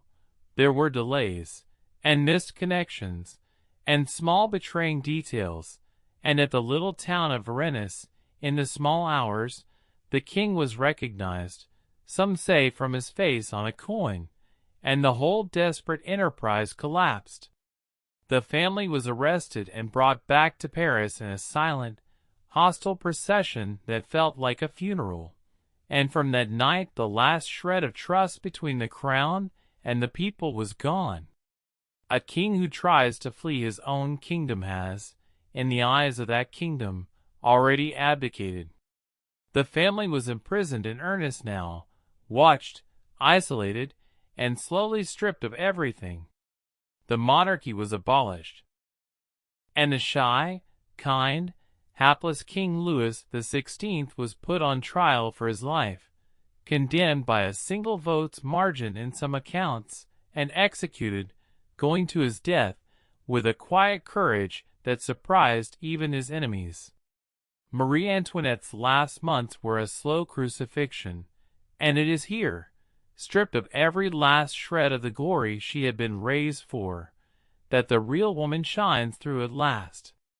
She was moved to a grim prison, the conciergerie, a cold stone antechamber to the scaffold, and there, widowed, guarded day and night, denied even privacy, her health failing, her hair gone white though she was not yet 40, she waited.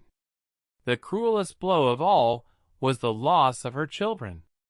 Her young son, the little boy who was, to royalists, now the rightful king of France, was taken from her by force, torn screaming from her arms, and handed to a brutal keeper who was meant to make a good revolutionary of him. She would climb, it was said, to a spot in her prison from which she might catch a glimpse of him at exercise, and gaze, and grieve. And then, at her trial, her accusers, unable to make the political charges truly stick, reached for the vilest slander they could devise, monstrous and false accusations concerning that very son. And here the broken, exhausted, dying woman rose up one last time, and turned to the mothers in the watching crowd, and appealed to them, mother to mother, with such raw and simple dignity that even in that hostile room there was a murmur of sympathy, a moment her judges hurried to bury. She endured the whole mockery of a trial, in which she was accused of every crime the Revolution could invent, with a composure that astonished all who saw it. Through it all, by the account of nearly everyone who saw her, she found at the end a dignity that her whole gilded life had never quite asked of her. The frivolous girl who could not sit still through a lesson met her fate with a straight back and a calm face.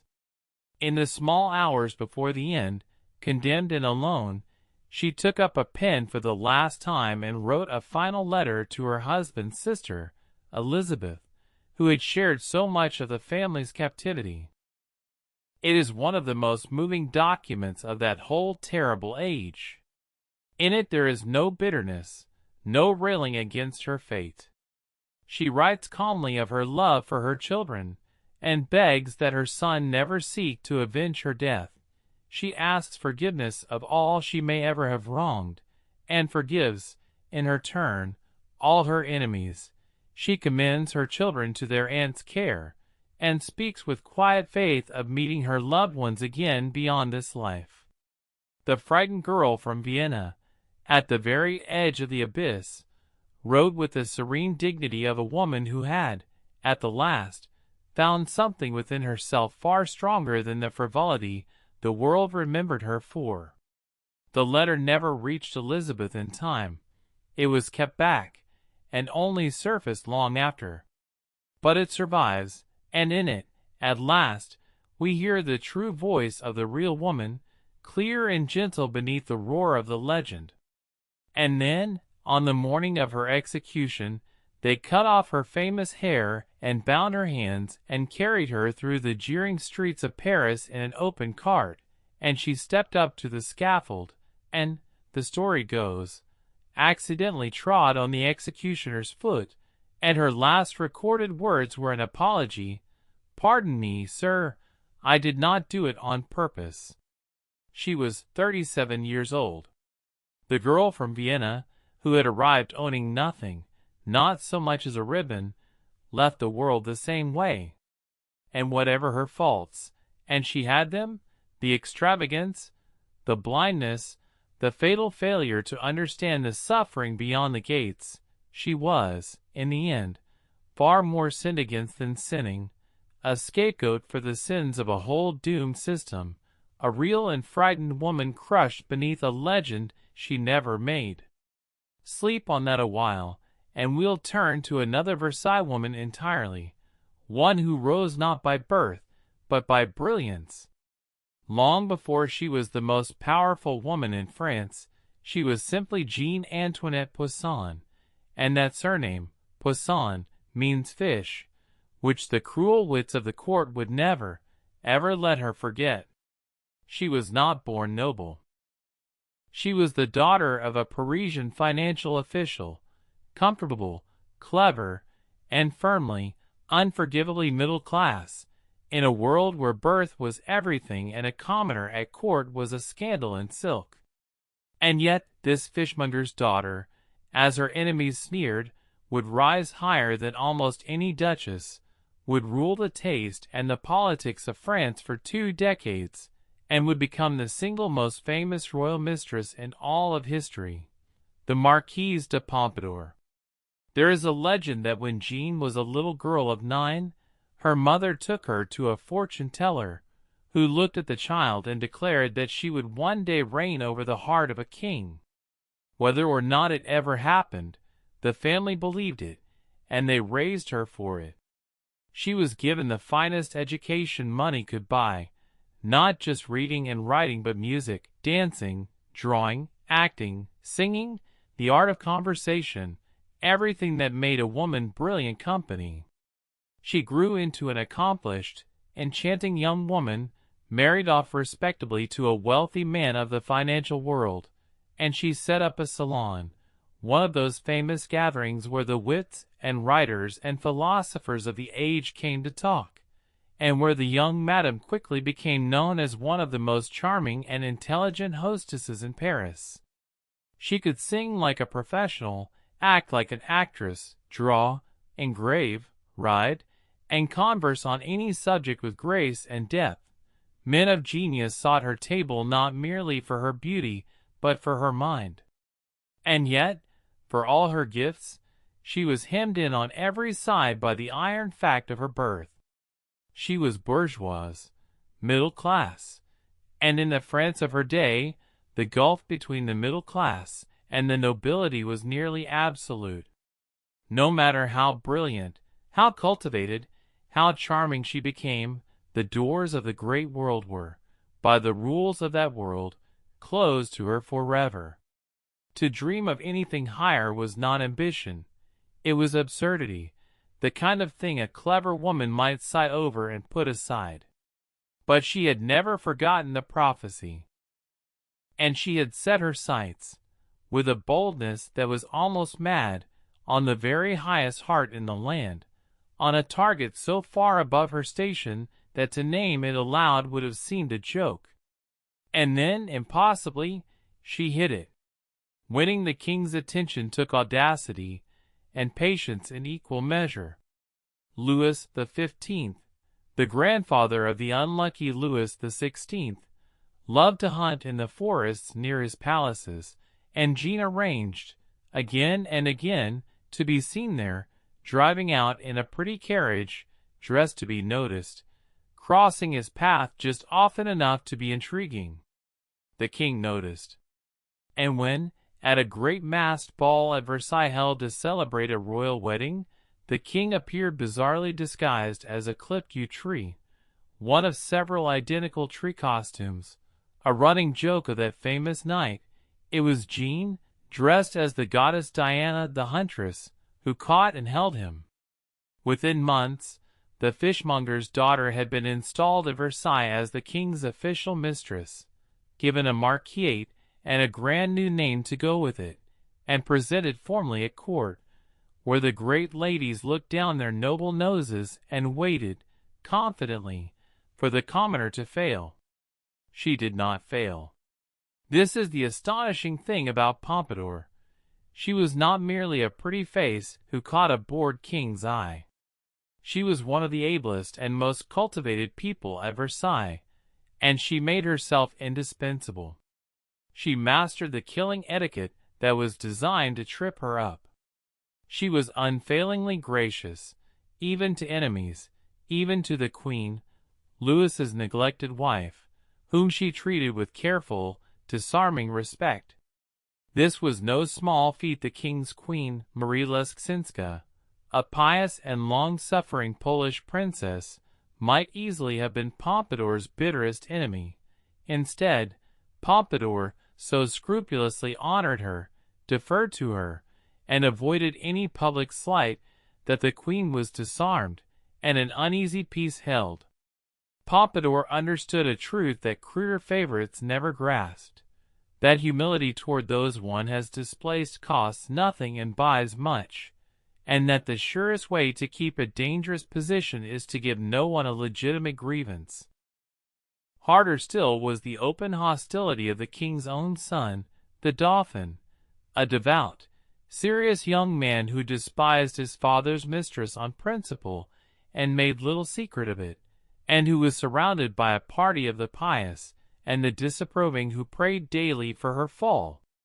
Pompadour navigated even this, enduring the sullen contempt of the heir to the throne with unruffled grace, never rising to the bait, never giving her enemies a weapon.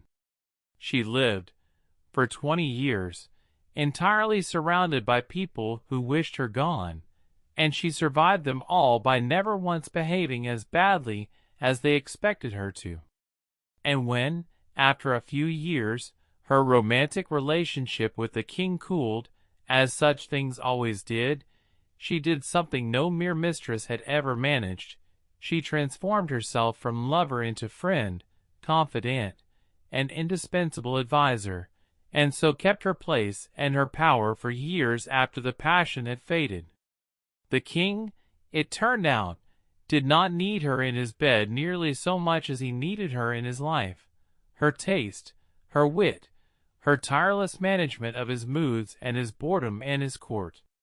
And managing Louis the 15th was no small task, for he was a strange and difficult man to serve. Handsome and charming in his youth, he had become, by middle age, deeply bored, deeply melancholic, haunted by a restless discontent that no pleasure could quite cure. A king who had inherited everything and wanted, it seemed, nothing. To keep such a man amused and engaged, year after year, required genius, and Pompadour supplied it. She learned his every mood. She organized his days, his little suppers, his amusements, his travels between the smaller, cozier palaces he preferred to vast draughty Versailles.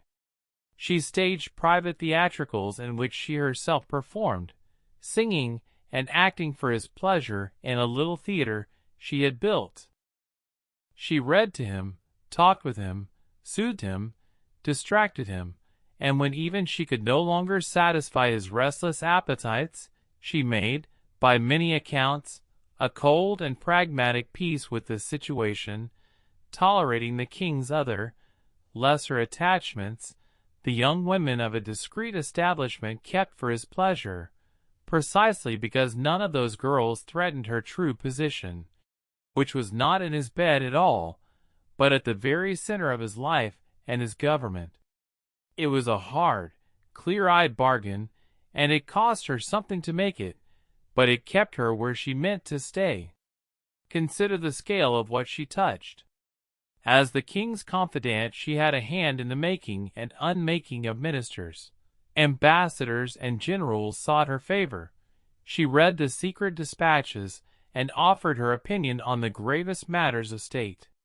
She played a real part in the great diplomatic revolution of the age, the stunning realignment that turned France away from its old ally Prussia and toward its ancient enemy Austria, the diplomatic revolution that reshaped Europe and set the stage for the 7 Years' War. When that war went badly, dragging on across continents and oceans and ending in humiliating losses for France, her enemies laid the blame at her powdered feet, as they always did. The disasters of French arms were, they sneered, the fault of a woman meddling in what did not concern her. It was unfair. The causes of that war ran far deeper than any one adviser, but fairness was never the currency of Versailles, and she bore the abuse as she bore everything, with a serene public face and a private cost that gnawed at her health. For that was her true genius. She made the king's world beautiful and interesting, and she never, ever bored him. She became the great patron of the arts of her age. She supported painters and sculptors and the finest craftsmen in France. She practically willed into being the exquisite porcelain of Sèvres, whose particular deep rose pink was named for her. She built and decorated a string of elegant little houses and grand chateaux, setting a style so influential that we still speak of the age of Pompadour. She championed the writers and thinkers of the Enlightenment, protecting the great encyclopedia of Diderot and defending the philosophers against their enemies at court. She had a hairstyle named after her that women wear to this day. She shaped how an entire century wished to look and live and think about beauty. If you have ever seen a delicate, gilded, rose and cream vision of 18th century French elegance and thought it the height of grace, you were, in a sense, looking at her taste 250 years later. She was, too, the great protectress of the mind of her age. This was the dawn of the Enlightenment, when a generation of brilliant, dangerous thinkers, Voltaire, Diderot, Montesquieu, and the rest, were questioning everything, religion, monarchy, the whole ancient order, and stirring up powerful enemies among the pious and the privileged. Pompadour, a woman of genuine intellect, who had grown up among books and ideas, used her position to shield them. When the monumental encyclopedia, that vast attempt to gather all human knowledge into one work, and one of the defining projects of this century, was threatened with suppression by its enemies, it was in no small part her protection that allowed it to survive and continue. She corresponded with Voltaire, the sharpest wit in Europe, and secured him honors at court. She collected paintings and books and beautiful objects on a scale that helped shape French taste for generations. She was, in short, not merely an ornament of her age, but one of its makers, a woman who understood that power over how people thought and felt and saw beauty could outlast any ministry, and who wielded that power for 20 years. And she did it all, remember, as the fishmonger's daughter, the outsider, the commoner the great families never once stopped despising. But her power did not stop at porcelain. Madame de Pompadour became, in all but name, a minister of France. She sat in on councils, read dispatches, advised the king on the appointment and dismissal of his ministers, and involved herself deeply in the great and disastrous diplomacy of the age, helping to engineer the astonishing reversal of alliances that turned old enemy Austria into France's friend, the very alliance that would, a generation later, bring a young Austrian bride named Marie Antoinette to Versailles. When the 7 Years' War went badly for France, her enemies blamed her, of course, as they blamed her for everything. A common woman with the ear of the king was a target for every disappointed courtier and every gutter pamphleteer in Paris. They wrote filthy verses about her, the pussonades, playing endlessly on her fishy name. She read them, and she suffered under them, and she carried on. For beneath the poise, her life at Versailles was a strain that never let up. Her health was fragile. She suffered from her lungs, from headaches, from a constant nervous exhaustion born of the sheer effort of holding her impossible position year after year against a court that never accepted her and never stopped waiting for her to fall. She had come from nowhere, and she could be sent back to nowhere. Only her wits stood between her and oblivion, and she could never once let them rest. She lost her beloved only daughter, Alexandrine, whom she had dreamed of marrying into the high nobility.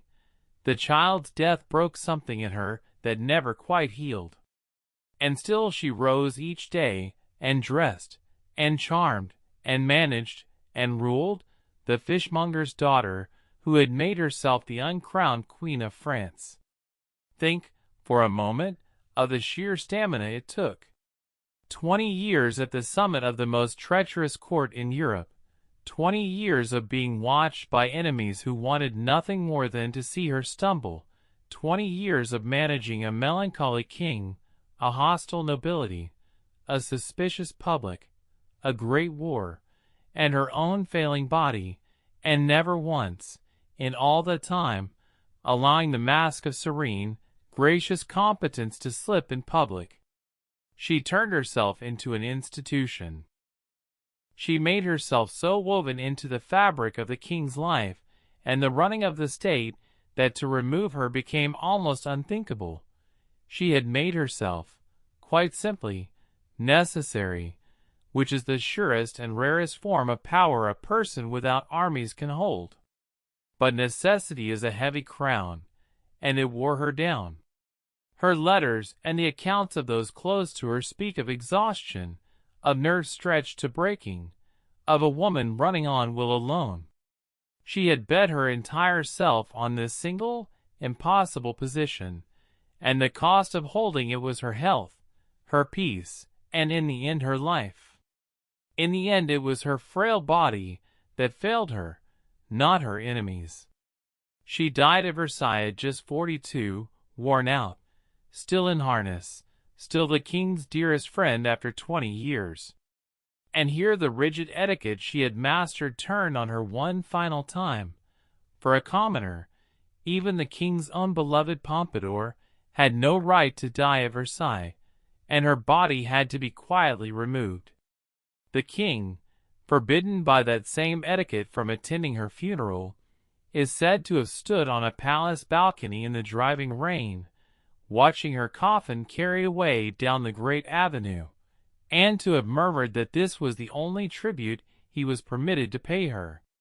A hard end, and a lonely one. And yet look at what outlived her. The porcelain still glows in the world's great museums, that impossible rose pink still bearing her name. The style she shaped, light, graceful, feminine, endlessly elegant, became the very signature of her century, so that to picture the 18th century at its loveliest is to picture the world she made. The books she protected, the thinkers she shielded, the great encyclopedias she helped to save, went on to help remake the mind of Europe. Even the reversal of alliances she helped engineer went on shaping the fate of nations long after she was gone. Few queens who were born to their thrones left half so deep a mark. But consider what she had done, and how. A middle-class girl with no title, and no army, and no birthright had walked into the most snobbish court on earth and ruled it, by sheer brilliance and charm and will, for the better part of 20 years. Sleep on that a while, on what a clever woman could build out of nothing but her own mind, and we'll turn, last of all, to a woman who rose from lower still, and flew higher and fell harder than any of them, Madame du Barry.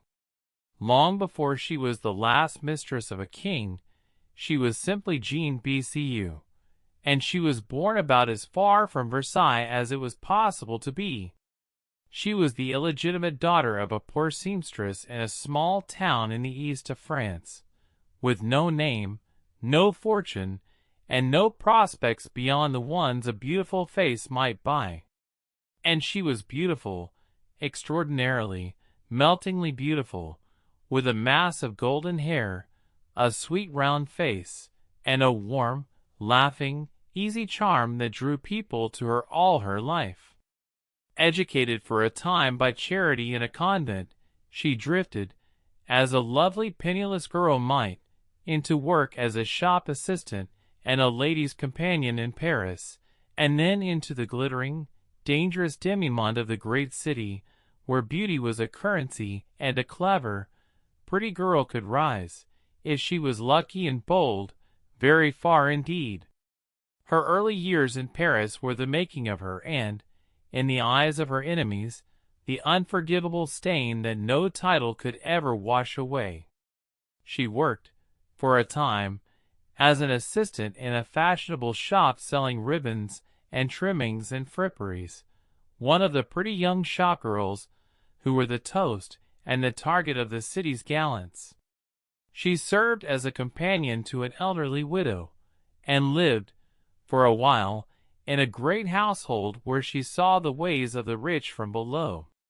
And somewhere in those years she entered the demi-monde, that glittering half-world of beautiful women and wealthy men that existed alongside respectable society, a world where a girl with a lovely face and a warm manner could dine on gold plate 1 month and fear for her next meal the next. It was a precarious, dazzling, dangerous life, and Jean, by all accounts, moved through it not with hardness, but with an easy, sunny sweetness that never seemed to sour, no matter what the world did to her. That sweetness was, in the end, her great gift and her great weapon. Everyone who met her seemed, against their better judgment, to like her. She was noticed, in time, by a smooth and disreputable nobleman named Jean-Baptiste du Barry, a gambler and a schemer who ran, essentially, a stable of beautiful women, and who recognized in Jean something rare and valuable. He polished her, introduced her into fashionable circles, and set his sights impossibly high. For the old king, Louis the 15th, the same king who had loved Pompadour, now grown elderly, weary, and sunk in melancholy since her death, was in need of consolation. And Jean Bcu, radiant and good-natured and utterly captivating, was exactly the consolation an old and jaded king did not know he needed. She was brought to his attention, and the king, enchanted, wanted her at Versailles. But there was a problem, an enormous one, the very machine of etiquette we have watched grind all night long.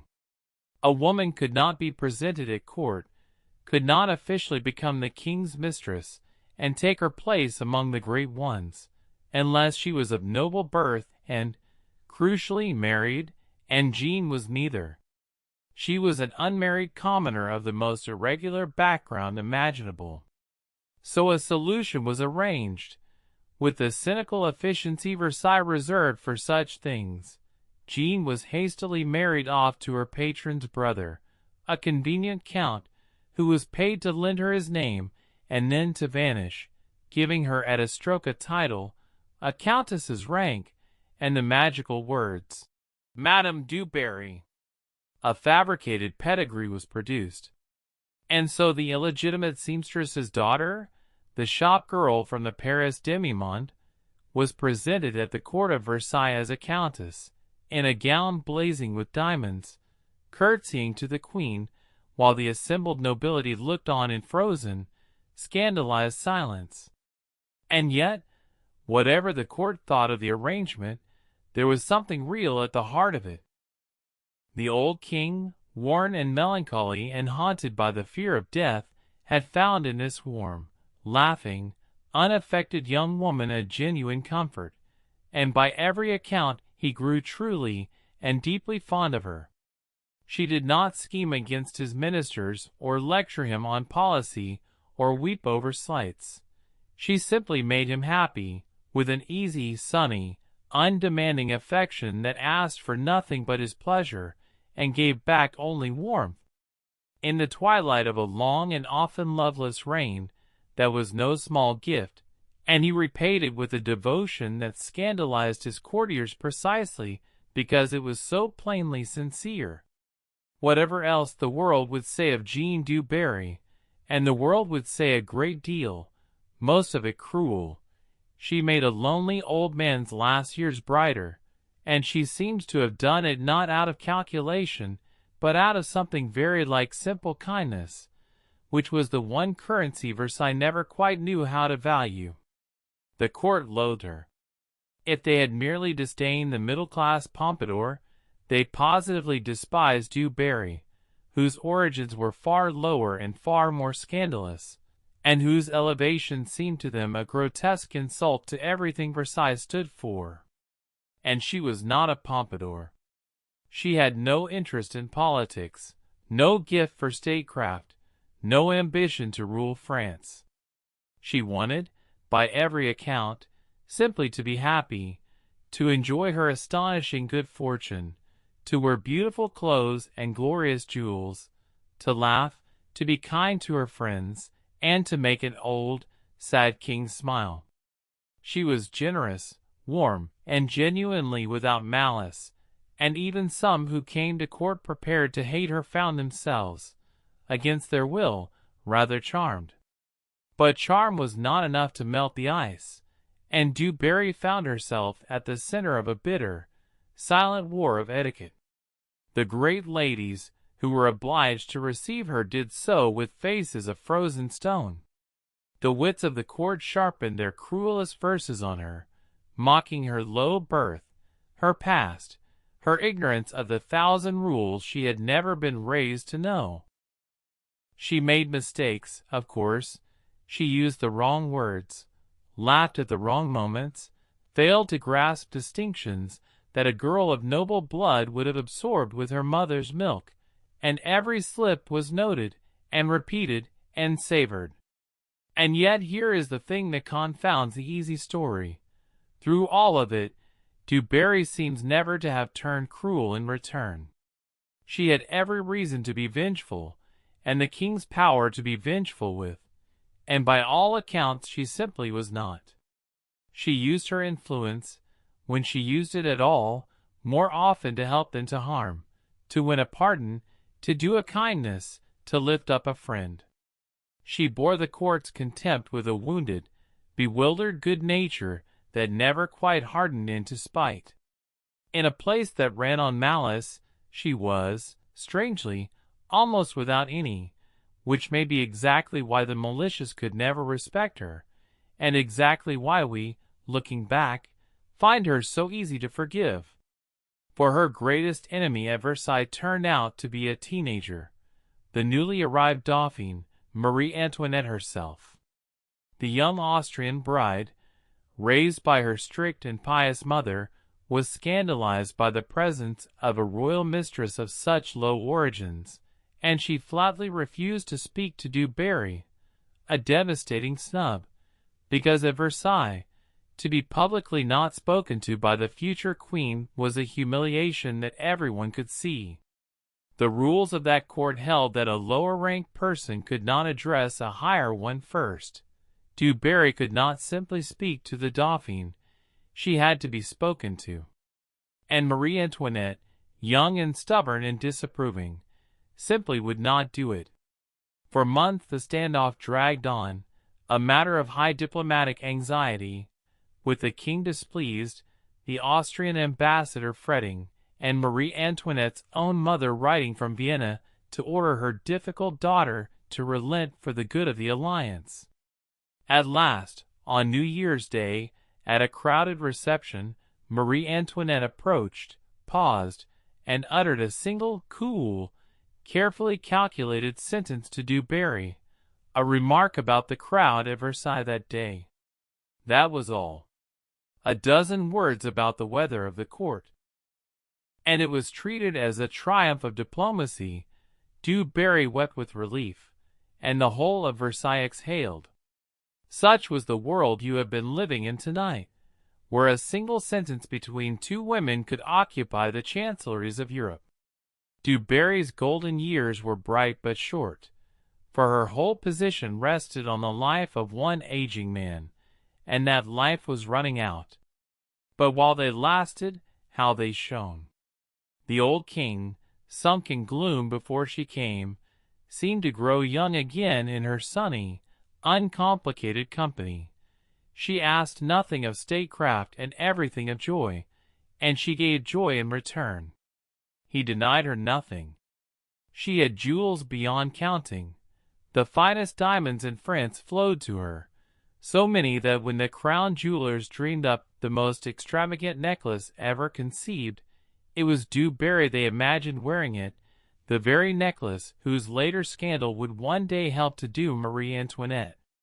She rebuilt and adorned her chateau at Louveciennes into a temple of the newest, most delicate taste, filled it with art, and set the fashion for a whole style. She was painted again and again by the finest artists of the age, who captured that soft round face, and those tumbling golden curls, and that air of easy, melting sweetness. She befriended painters and patronized craftsmen, and was, in her own way, as much a maker of beauty as Pompadour had been, though she never touched a lever of power. She reigned, purely and simply, as the acknowledged queen of Versailles' pleasures, and she seemed to know, with the wisdom of someone who had come up from nothing, exactly how fragile and how fleeting it all was. And then, in the spring of her glory, the old king fell suddenly and horribly ill with smallpox. His death was slow and terrible, and the whole court lived it with him, for a king could not die in private any more than he could wake in private. The dread disease disfigured him horribly. The rooms filled with the stench of his sickness, and the courtiers who had worshipped the rising sun all their lives now waited, watching for the setting one, already turning their faces, in their hearts, toward the young dauphin who would soon be king. And as the old man lay dying, the terrible etiquette closed in one final time. A king could not meet his God with his mistress at his bedside. The church required it. The ritual of a royal death required it. And so Du Barry, the woman he had loved and showered with everything, the sunshine of his last sad years, was required to leave, to be quietly sent away from the palace before he died, so that he might confess and be absolved and make his peace with heaven unencumbered by the living evidence of his sins. There was no grand farewell. She simply went, out of the palace and out of her whole gilded life, while the man she had made happy died without her.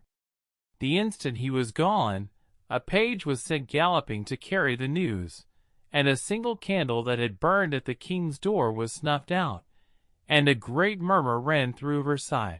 "The king is dead! Long live the king!"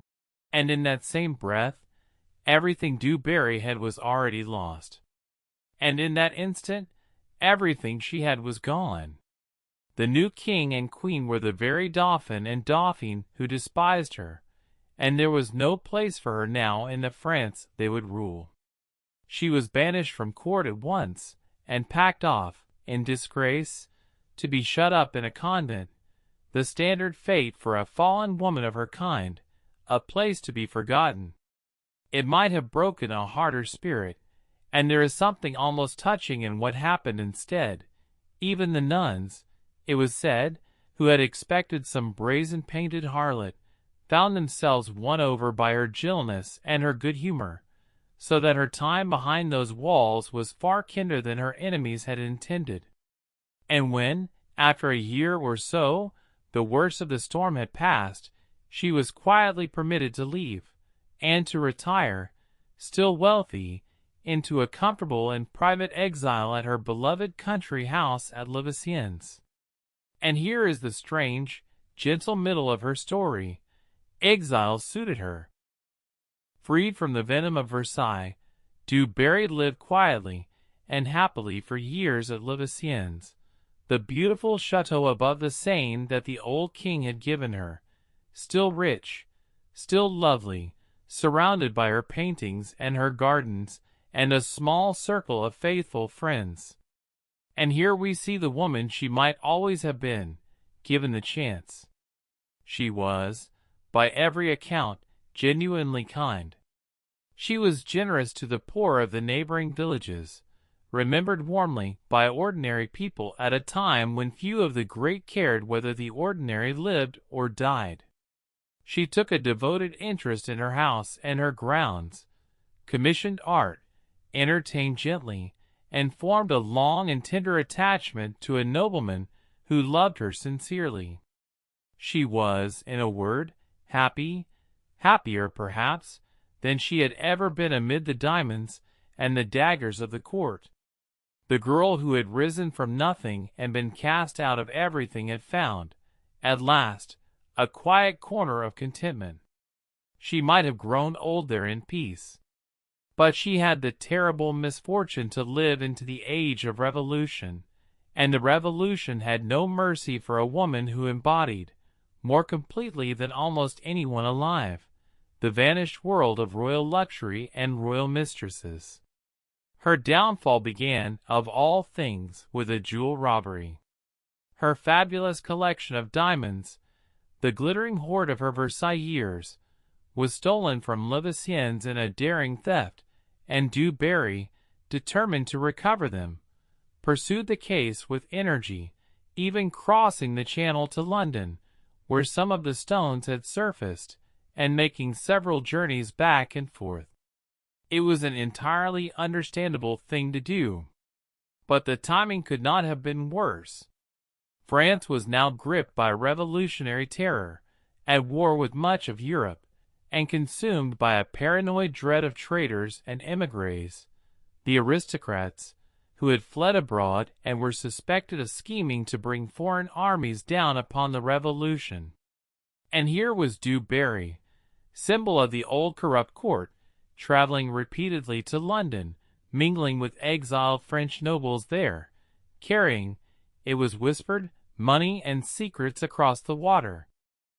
Her innocent hunt for her stolen diamonds was recast, in the fever of the times, as proof of treason. She was a spy, an agent of the émigrés, a funnel of gold to the enemies of the nation. It did not help that she was denounced by a servant she had trusted. She was arrested, brought to Paris, and dragged before the revolutionary tribunal, the same merciless court, in the same blood-soaked autumn, that had already condemned the queen who once refused to speak to her. And here the two women's stories, begun so far apart, one a Habsburg archduchess, one a seamstress's illegitimate child, came to almost the same terrible end, only weeks apart, in the same blood-soaked season.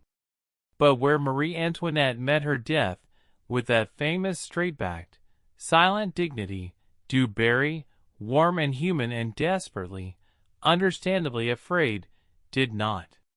She wept, she pleaded, she screamed, she clung to life with every fiber of her being, begging the crowd and the executioner for a few more moments, a little more time. Her terror was so raw and so real that witnesses never forgot it, and some later said that her frantic, undignified, wholly human dread did more to trouble the conscience of the watching mob than all the noble silences of the aristocrats who had gone before her.